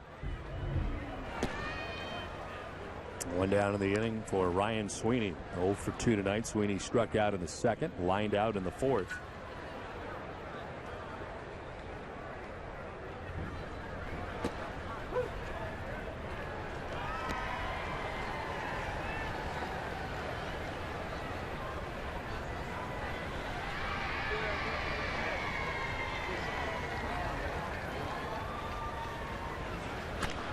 Ground ball foul outside of first, and it's 1-2.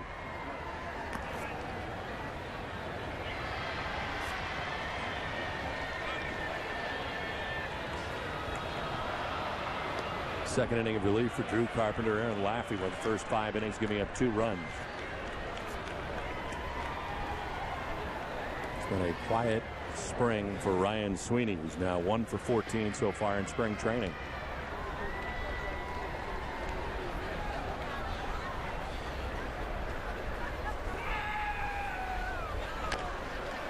Chops it foul, and it hangs at 1-2.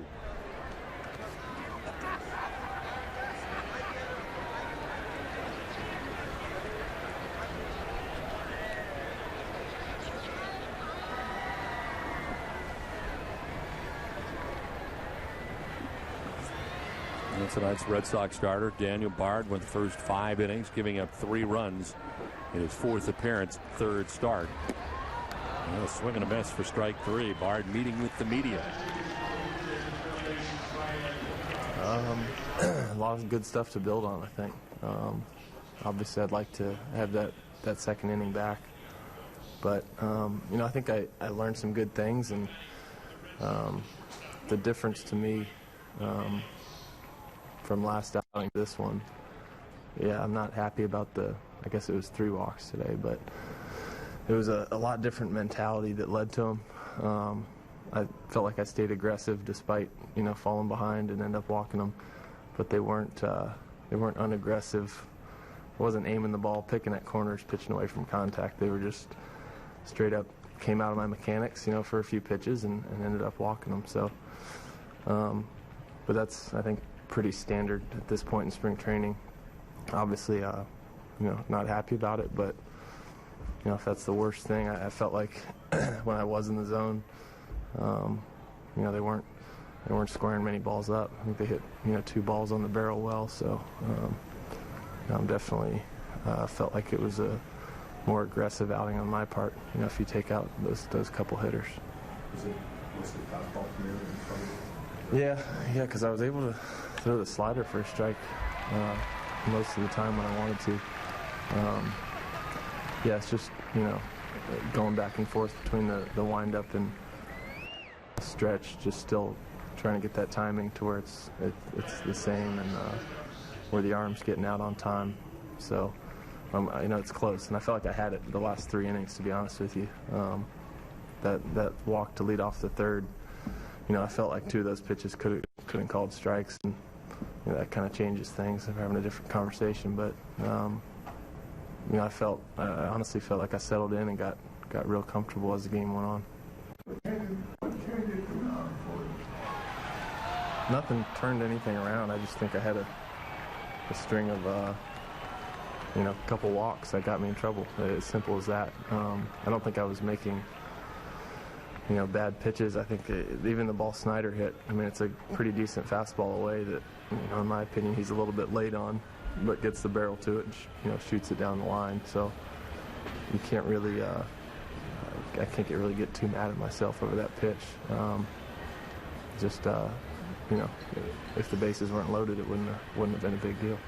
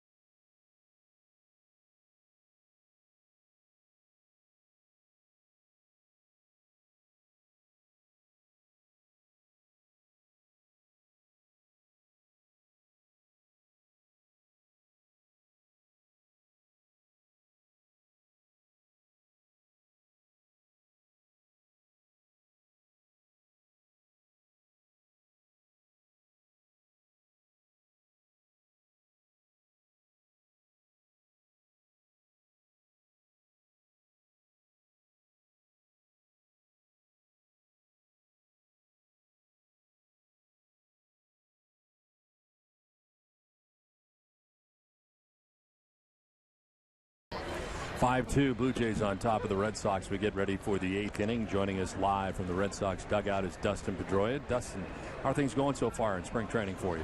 It's a lot better than you, Don. Nice to see you're in mid-season form, my friend. Yeah, I'm doing good. Well, we wish we'd be playing a little bit better tonight, but you know, we all feel good. We're getting ready for the year, and it's going to be exciting. You've had a lot of guys you've had to play shortstop with you throughout your Red Sox career, and Iglesias looks to be something pretty special. I mean, he makes plays that you just can't teach. You just get that natural ability at shortstop. Yeah, for sure. I mean, he's real gifted with his glove. Makes a lot of plays. He makes it look easy. I mean, sometimes out there I get on him because he gets kind of careless because he's so good. So I kind of stay on him, telling him to make the routine play. You know, always move your feet, use your hands, and you know, he's doing a great job. Seems like a lot of the new guys, character guys that have been to the World Series, the Cody Rossi's, the Nick Punto. Seems like a good group of new guys coming into the Red Sox clubhouse. Yeah, they're going to be great for us. You know, those two guys that you just mentioned. I mean, they're great in the clubhouse. They play the game the right way, and they're going to get a ton of huge hits for us and make a ton of big plays for us throughout the year. I love tonight the way the middle infielders are taking the cutoffs from the outfield. They got the strong arms going in the middle infield, right? Yeah, absolutely. I mean, you definitely want to use, when you have a cannon, you know, like me and Mike do, you definitely want to take advantage of that. They're running on the first pitch and stealing second base. It's a runner into scoring position here for the Jays. So how hard is it, you know, to go through the whole offseason, really want to get into this season, and with the way that last year ended, you know, you really, a competitor that you are, it had to be very difficult to see the way last year ended. Yeah, it was tough. You know, I definitely, I got that screw taken out of my foot, so I had to rehab that for a little bit, and then, you know, hit the weights hard and get ready for the season. I think, you know, a lot of guys are motivated and excited for this year to prove a lot of people wrong. You're very close with Terry Francona. How different has this camp been for you individually with Bobby Valentine at the helm? It hasn't. We're playing baseball. I mean, me and Tito were close, but you know, you could build relationships with new guys. I've been getting on Bobby a little bit. It's kind of been funny, but you know, you got to build relationships. Start over, and we got some new guys, and to complement the guys that have been here. Hold on a second. This one will drop in and head to the corner, and the Jays will add another run. As Toronto goes on top now, 6-2. But yeah, no, it's been good. It's been good. It's a little adjustment, but we're doing the same stuff. It's baseball, though. You got to figure it out. Yeah, that's basically what you know. A lot of people think it's reinventing the wheel, but it's really not that. I mean, it's baseball. It's the same things that you do over and over again. I think maybe the biggest difference is that Valentine repeats things more than maybe Tito did, doing things over and over. You know, pick-off moves at first base, stuff like that. Things you've been doing in games. You've been doing a lot of running, hitting, running, stuff that you know, you're not accustomed to seeing Red Sox teams do, but working on them here in spring training. Yeah, that's one thing that we're trying to do is work on our pick plays. You know, we tried a couple tonight and kind of got messed up, so we're trying to get on the same page with that and seeing which guys can hit and run, which guys like doing it, and just making our offense, trying to make our offense better, because we got a great one. This lineup in spring training has been different every day. Do you have any idea where you're going to hit, and do you care? I don't care as long as I'm in there. There's a grounder to second. We nice. Got him. Go with it. Yeah, go with it. Absolutely. I could do your job. Let's be honest. I could do your job in my sleep. I don't know how the Rem Dog does it, man. Putting up with you, man. It is. I ask that question every day. How are you looking? I saw you for a little bit today. Show up late to the press conference, but you kind of look like George Hamilton, man. You were tan. You had the baby blue shirt, I think it was, on. Just yeah, it looked good, man. Working the blue today. I'll tell you, he likes to wear the baby blue shirt. Brings out his eyes. Brings out his eyes. He wants to wear it every time. I get it. Yeah. Are we done with Dustin? Are we good? All set, or are we have anything more? I could stay here all night and crush you. Hey, you know, the last 2 years, you've been looking for a home run call from me. Have you got anything legitimate that I could actually use and not get fired? Because a lot of it you gave me was like, you know, obscenity stuff I couldn't say on the air without getting fired. Well, let's be honest, Don. The stuff that you're doing now might get you fired. So, this ball is way back and gone. A 3-run home run for, I mean, Jesus, man. Get somebody up out of their chair. You know, put them on the board. Yes. Boss. You know, that's awesome. Okay. Do something. But that's Reinvent been used. something. It's been used. You got to come up with something. I know All you I'm got a asking- lot of time to do nothing. So figure out a all home I'm run call. asking. How about this one? Take that to arbitration. Yeah, that's a good one. Not Yeah, bad. why But not? we don't have any arbitration position players, do we? They're just L's, and we got a couple of guys. But I like to call it going to the moon. So Right. maybe I did use that one time. You did? Yes.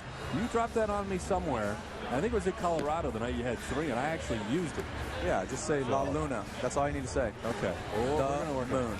The moon. That's it. I just say people are going to know what I'm talking about. Sure.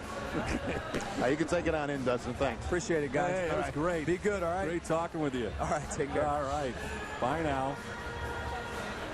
As the Red Sox here now trailing in the game 6-2. Yeah. Some love. He's been looking for a home run call for as long as he's been there. He wants something. He wants the same call every time. And he wants it big. But each time he does it, he adds some sort of curse word, which will get me fired automatically. But Is that right? yeah. Oh, yeah. He wants, and it's a big one. It's it's like a big long one. it's a career end. Just Really? throw it out the yeah, and you just yell it. Yeah. That's it. Which you would do one time. I think I know what it is. Yes. Yeah. He's been calling for it for a long time. Yeah. That's what I'm throwing out there. No,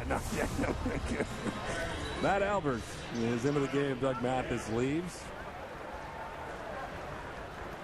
Throw it out there at 8:59.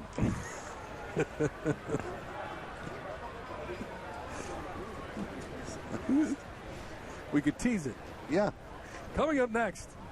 If Dustin Pedroia goes deep, you're going to hear something you have not heard on Red Sox TV. Jonathan Diaz is batting here for the Jays. He is? I think so.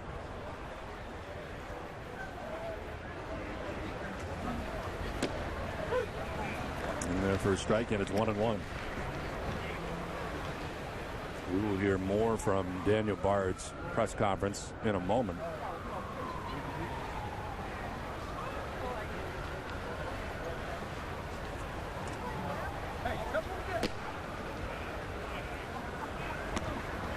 Here's Daniel Bard Felt again. good, man. I came in after 5, and Mac, asked me how I felt physically, how's everything, and I'm like, man, I felt the best in the 4th and 5th inning.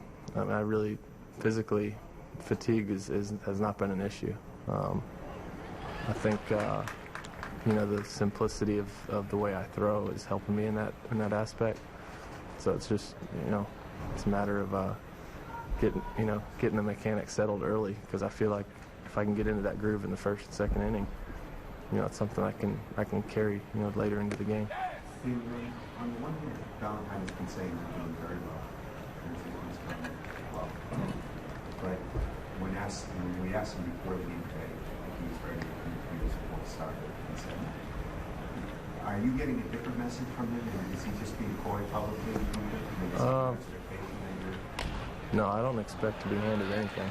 And, after my previous outing, I wouldn't expect him to hand me a job. He wouldn't be doing his job if that was the case, when you got other guys throwing the ball well.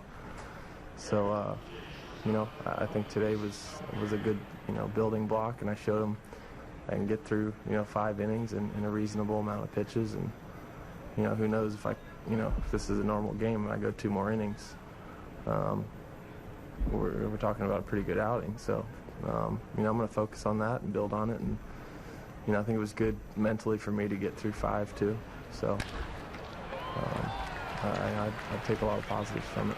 But as far as I haven't spoken with Bobby in the past week about specifically what my role is going to be. So he came up to me, I think it was before my last outing, and just said, hey, are you still in? Are you all in for this? Are you still committed? And I said, oh yeah. So until you guys tell me something different, I'm a starter in my own mind. So, not saying that won't ever change, but right now that's the way I have to think. How was it getting back into the rhythm of starting? Like you said, like last time around, coming in completely after Yeah, it was good. I don't have a really established routine, I guess, yet, but at the same time, kind of the build-up, knowing you're starting a game, being able to kind of do things in an orderly fashion for that hour before the game, you know, in preparation for the start, kind of just gets your mind in the right spot. Whereas I'm used to the relief thing, but at the same time, I'm not used. I was told to treat that like a start, but it was the last 4 innings of the game, or what I was supposed to throw. So that made it tough, and throw the rain in there too. There's a lot of factors that I just didn't handle well. So I mean, I think the only thing it told me was I'm not built to be a long reliever. So. You found comfortable with the velocity of fastball?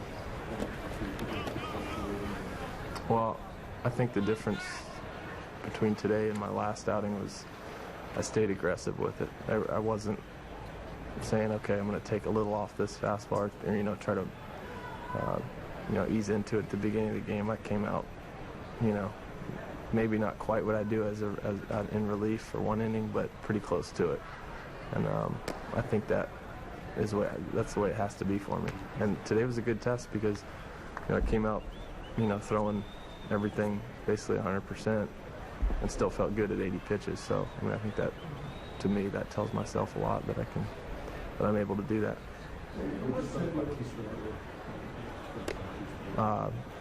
Slider. Yeah. You said you felt really good after playing. Is that a mindset of working on the way with position and you consider yourself a star? I'm sorry, I don't quite understand the question. Well, is it because of the way you approach this whole spring thing? I mean, I think one of the biggest questions everyone had of me was how am I going to handle the workload? How am I going to handle throwing 100 pitches in a game or more? And like I just said, I mean, getting through 5 innings and 80 pitches and feeling really good at the end, you know, I think that gives me a lot of confidence. You know, hey, my arm can handle this, my body can handle this, you know, and I can be really good late in the game. I think it also tells, you know, our coaching staff and stuff that it's one less thing they have to worry about is the physical aspect for me. It's really just about mentally, you know, how I'm gonna you know, adjust to it. Through 1. First pitch to Johnson in that last inning. And it wasn't really by design.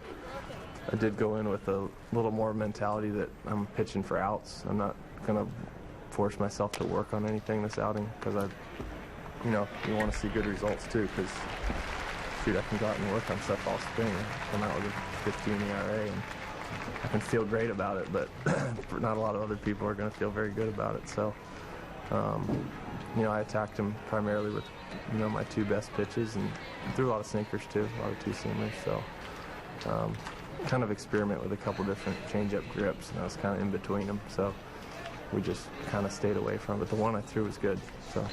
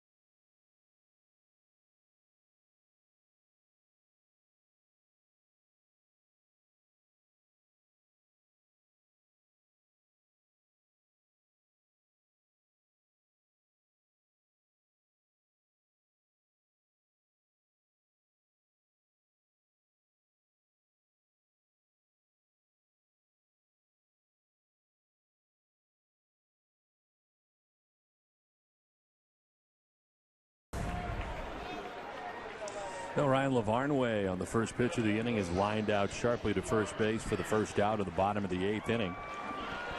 And as we move along to the bottom of the 8th. Ball toward the end of the bat for Lavarnway on an outside fastball and kind of a soft line drive right at the first baseman Gomes, who has just checked into the game. 1 out for Lars Anderson. The pitcher is Jesse Chavez, the third arm used for the Jays.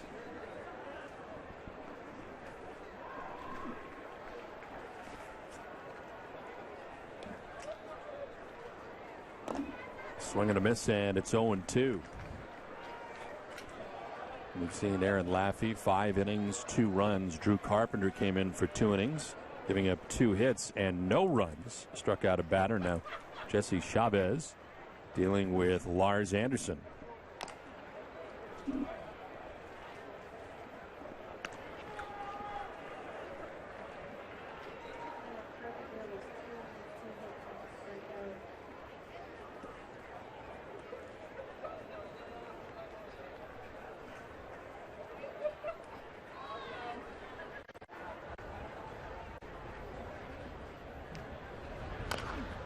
On the ground, foul outside of first, and it hangs at 0-2. Nate Spears had started the game at first base. Lars Anderson taking over an inning ago defensively and getting his first at bat tonight.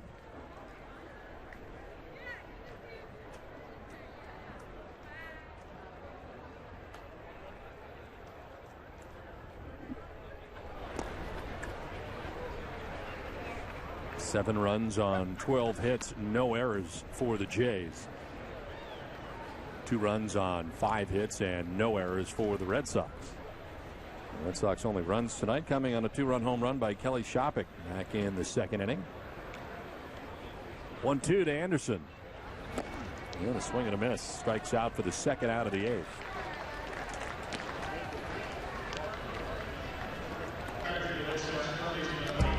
Boston Red Sox spring training baseball on NESN is brought to you by Southwest Airlines.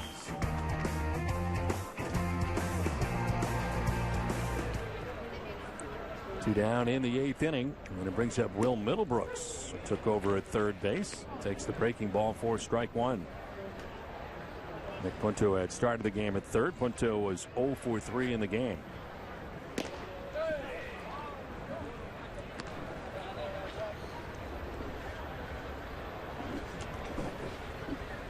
Number 1 prospect in the Red Sox organization.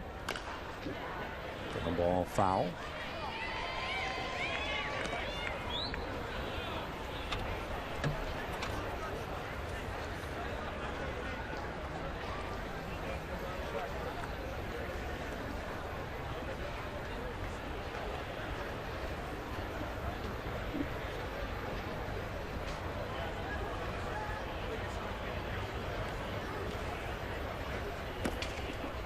Two misses, and it evens at 2-2.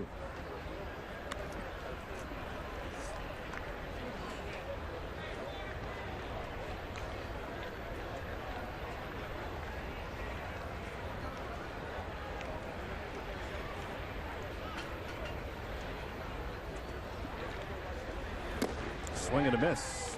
Chavez strikes out Middlebrooks, and it's a 1-2-3 8th inning. We head to the 9th, 7-2 Toronto.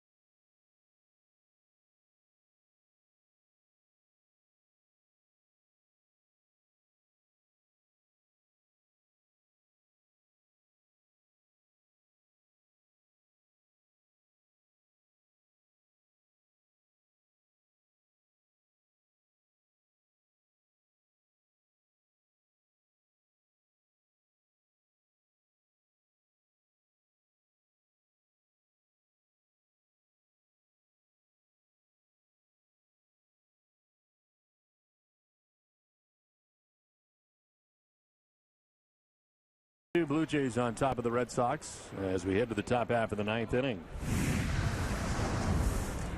Matt Albers back on the mound. Bocock leading it off here for the Jays.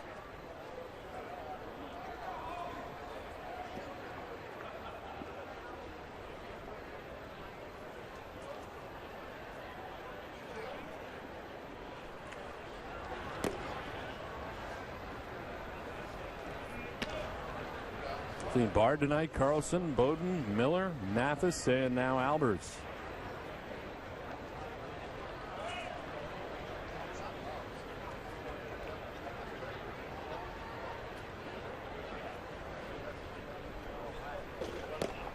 Inside for ball 3, 3-0.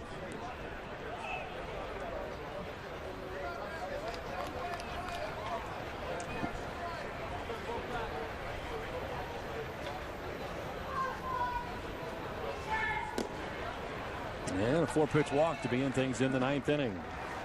Bocock down to first base.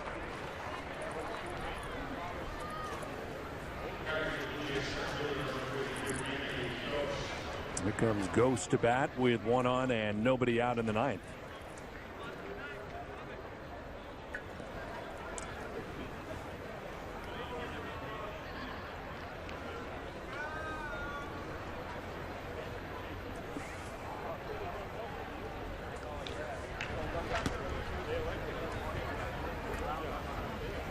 Albers calling out Lavarnway.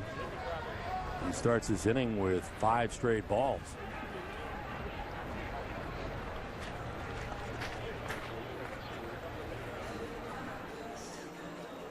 Boston Red Sox baseball in Nesson is brought to you by Jordan's Furniture, the official furniture store of the Boston Red Sox.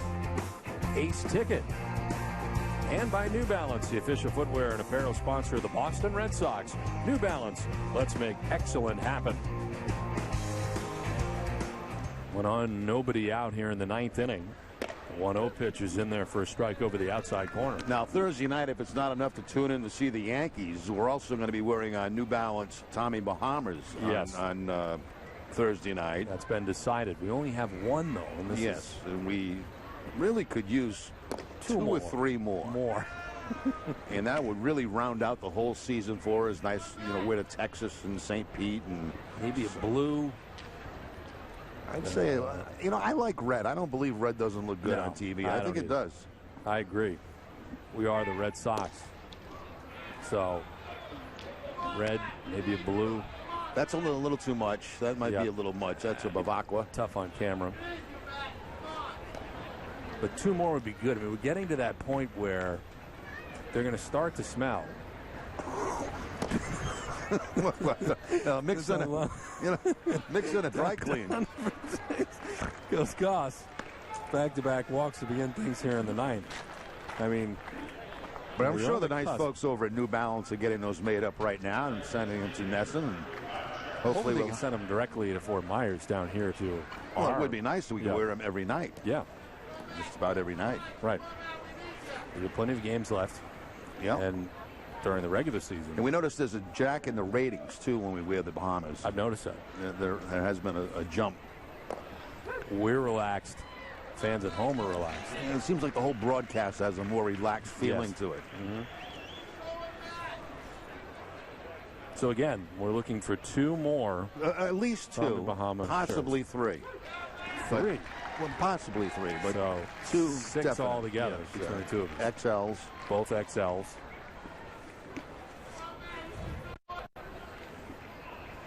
They're all, I have stuff that I've paid for on by New Balance. I have New Balance sneakers on. Mm-hmm. We do actually pay for some stuff. Yes, I do. Yeah.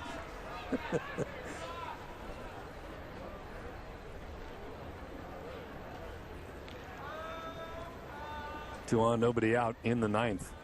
Back-to-back walks for Albers. 1-2 slap foul. Actually had dinner at Tommy Bahamas on Saturday night. How was it? Excellent as always. Mm-hmm. I'd like to thank John Fitzgerald for his hospitality. And they have a... You didn't pay for it again. Hospitality means you ate for free. 1-2 pitches, a swing and a miss. And that's the first out of the 9th. But they have this wonderful Tommy Bahama store, of course, right adjacent to the restaurant. And, geez, they have some nice shirts in there. You know, you could just take them all. They're just beautiful. And they really look good on camera. And I just feel you should do games on them. And we really want to. Yes, and we really want to badly. Not only during spring training, but we want to carry it right into the regular season. Right through the season. Right. But it's hard to do with one.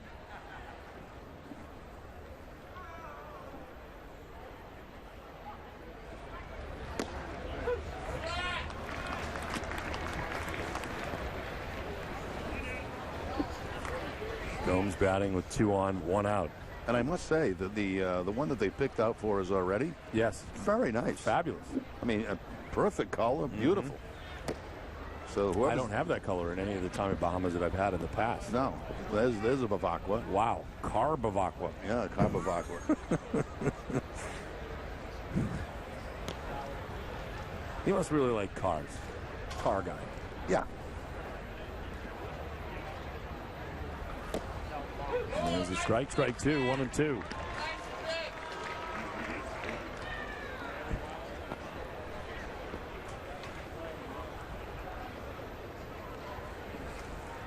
We wore those on Sundays.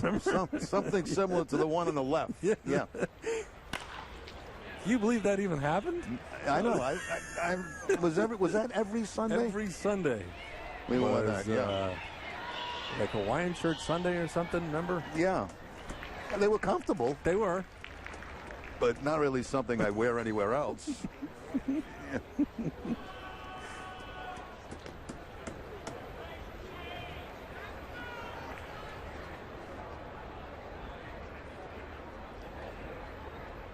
Gomes with a swing and a miss and pitch in the dirt. And Albers battles back with back-to-back strikeouts, 2 down. Well, Matt getting his act together here in the 9th inning. Back-to-back walks, back-to-back strikeouts, and both on curveballs. To get the 2 outs.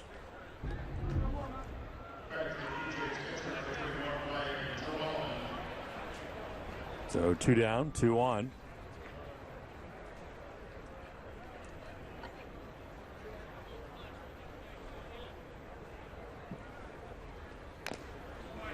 This one tap foul at the dish. You know, sometimes we go to these climates where you need shirts like this. Yes. You know, like Baltimore, for example, in the middle of the summer. Oh, very hot. I mean, it's hot. Humidity. It's humid. Yes. It's it would be nice to be able to wear a nice Bahama in a game like that. You know, we're not trying to get out of wearing shirt and ties. We love wearing shirt and ties. We have wonderful clothing from Eastern Clothing of Watertown. Take very good care of us. But every now and then the casual look, I think, really brings out the broadcasters. I agree. I'm much more relaxed. Yeah. I mean, I know you are.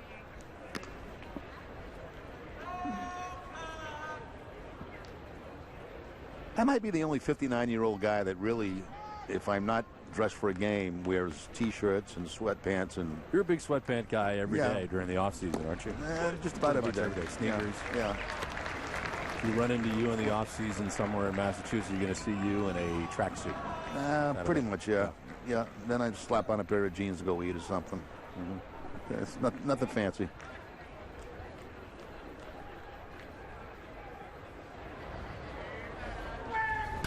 Fly ball out to left center field, struck pretty well. Siriaco going back onto the warning track, cannot catch it. 2 runs will score as it bounces around out there. And the Blue Jays take a 9-2 lead. Came up shy a little bit, didn't he, out there? He thought he was going to be on top of that wall out in left field, and he had a little bit more room to go. You see this ball tailing away from him, slicing off the bat of the left-handed hitter. He takes a peek at the wall, but then when he reaches out, he just had a little bit more room to go. This is a kid that's been playing all over the place, outfield, infield, getting a lot of at-bats here during spring training.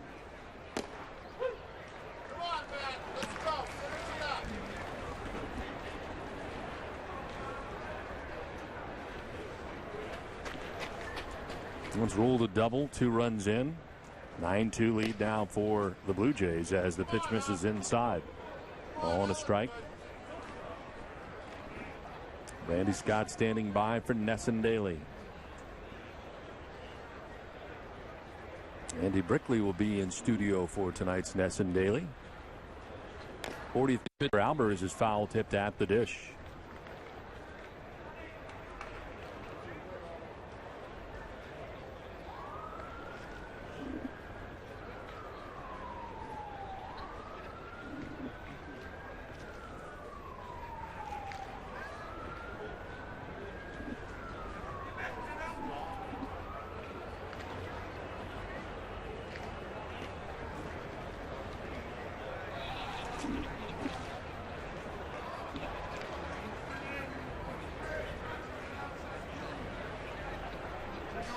A little extra time for Ryan LaVarnway.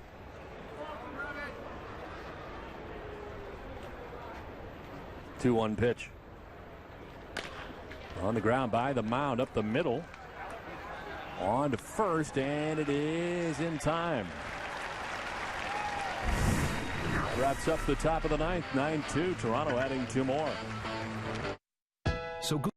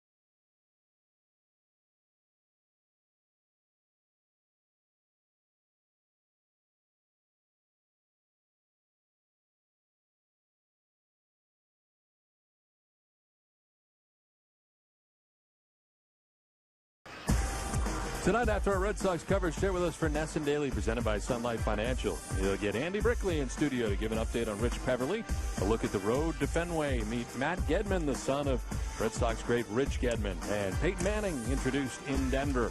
It's all coming up on NESN Daily tonight with Randy Scott after the game, only on NESN. 9-2, Toronto on top of Boston as we head to the bottom of the ninth inning.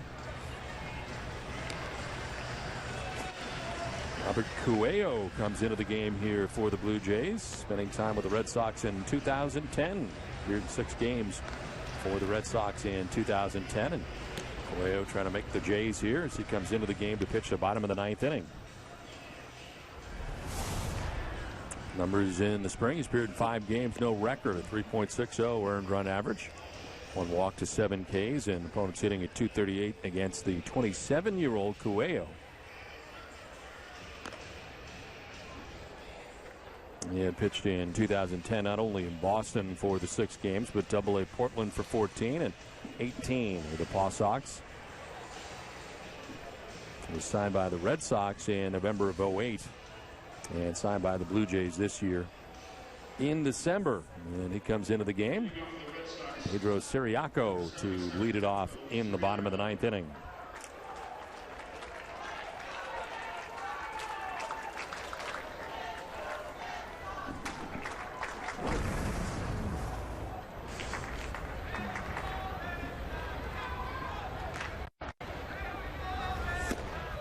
There's strike 1 over the outside corner.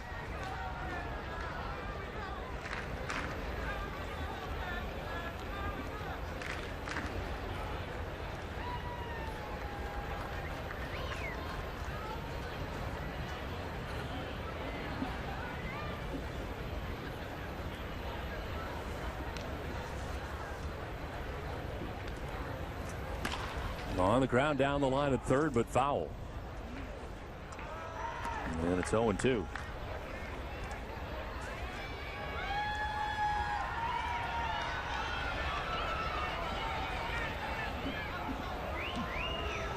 Aaron Laffey started the game for the Jays tonight, went 5 innings, giving up 2 runs. Saw Drew Carpenter and Jesse Chavez. Swing and a miss, blew it by him. 93-mile-an-hour fastball, out number 1 of the 9th inning. Gets ahead of Sirocco, goes with that high fastball out of the strike zone. Once again, a very tough pitch for a hitter to lay off and a very tough pitch to hit.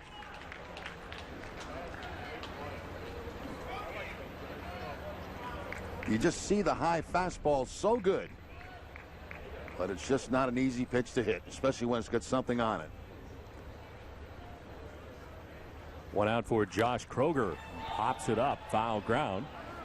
Wilcock in a foul ground by the third base coach's box, makes the catch in it. And there's 2 down.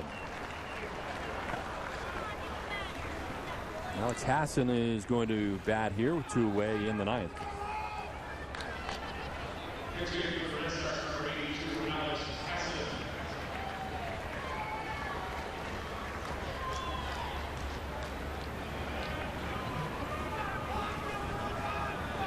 That's at a .222 during the spring.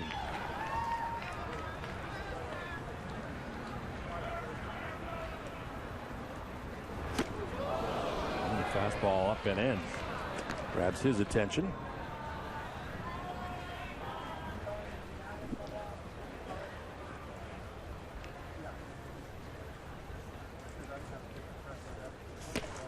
In there for strike 1, and it's 1-1. Coelho able to retire Siriaco and Kroger for 2 quick outs in the 9th inning. And trying to wrap it up here against Alex Hassan, with the Red Sox trailing 9-2.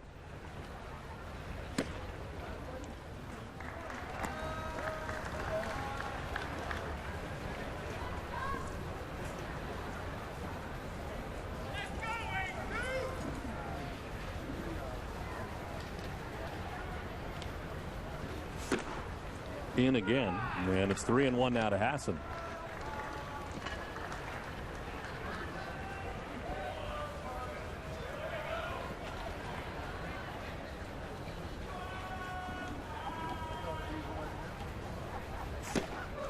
There's a strike, full count.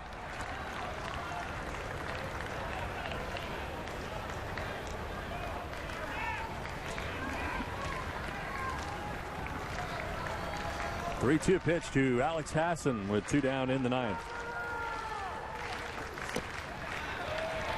And there's ball 4. The Red Sox have a base runner with 2 away.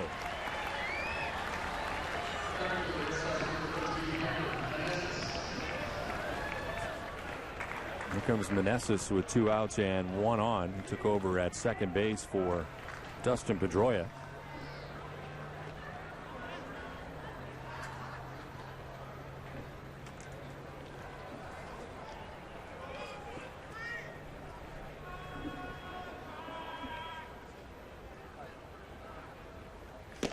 And he takes strike 1.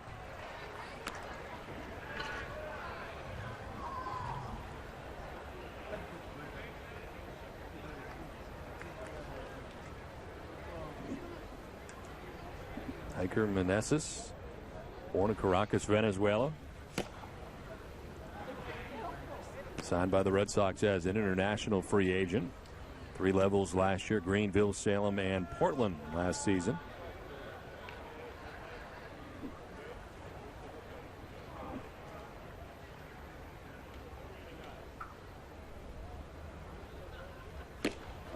Inside again. Coelho's been a little bit wild. 2-1. Couple of quick outs in this inning, a big lead, and then a walk with 2 outs, and now following behind Meneses.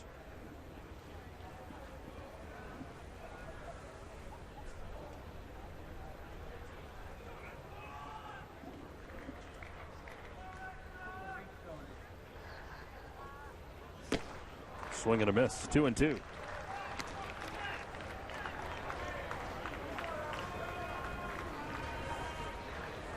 Blue Jays trying to better their record to 14-4 in spring training. They've been very good so far during the spring.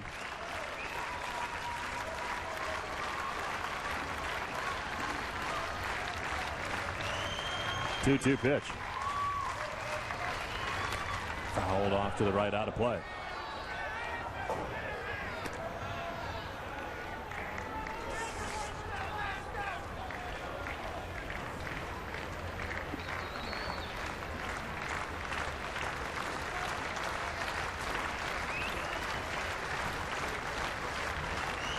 And the Red Sox down to their last strike, trailing 9-2.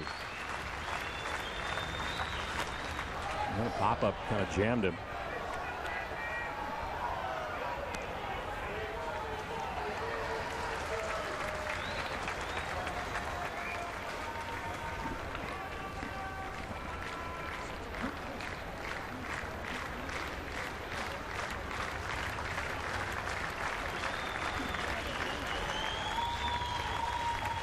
There's Ryan Sweeney still waiting on deck. He's been in the entire game. Here's a 2-2 pitch.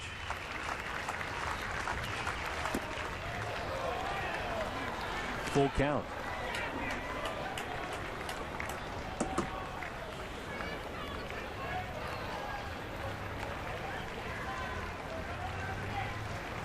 Hassan will get a start at first base. 2 outs, 3-2 the count.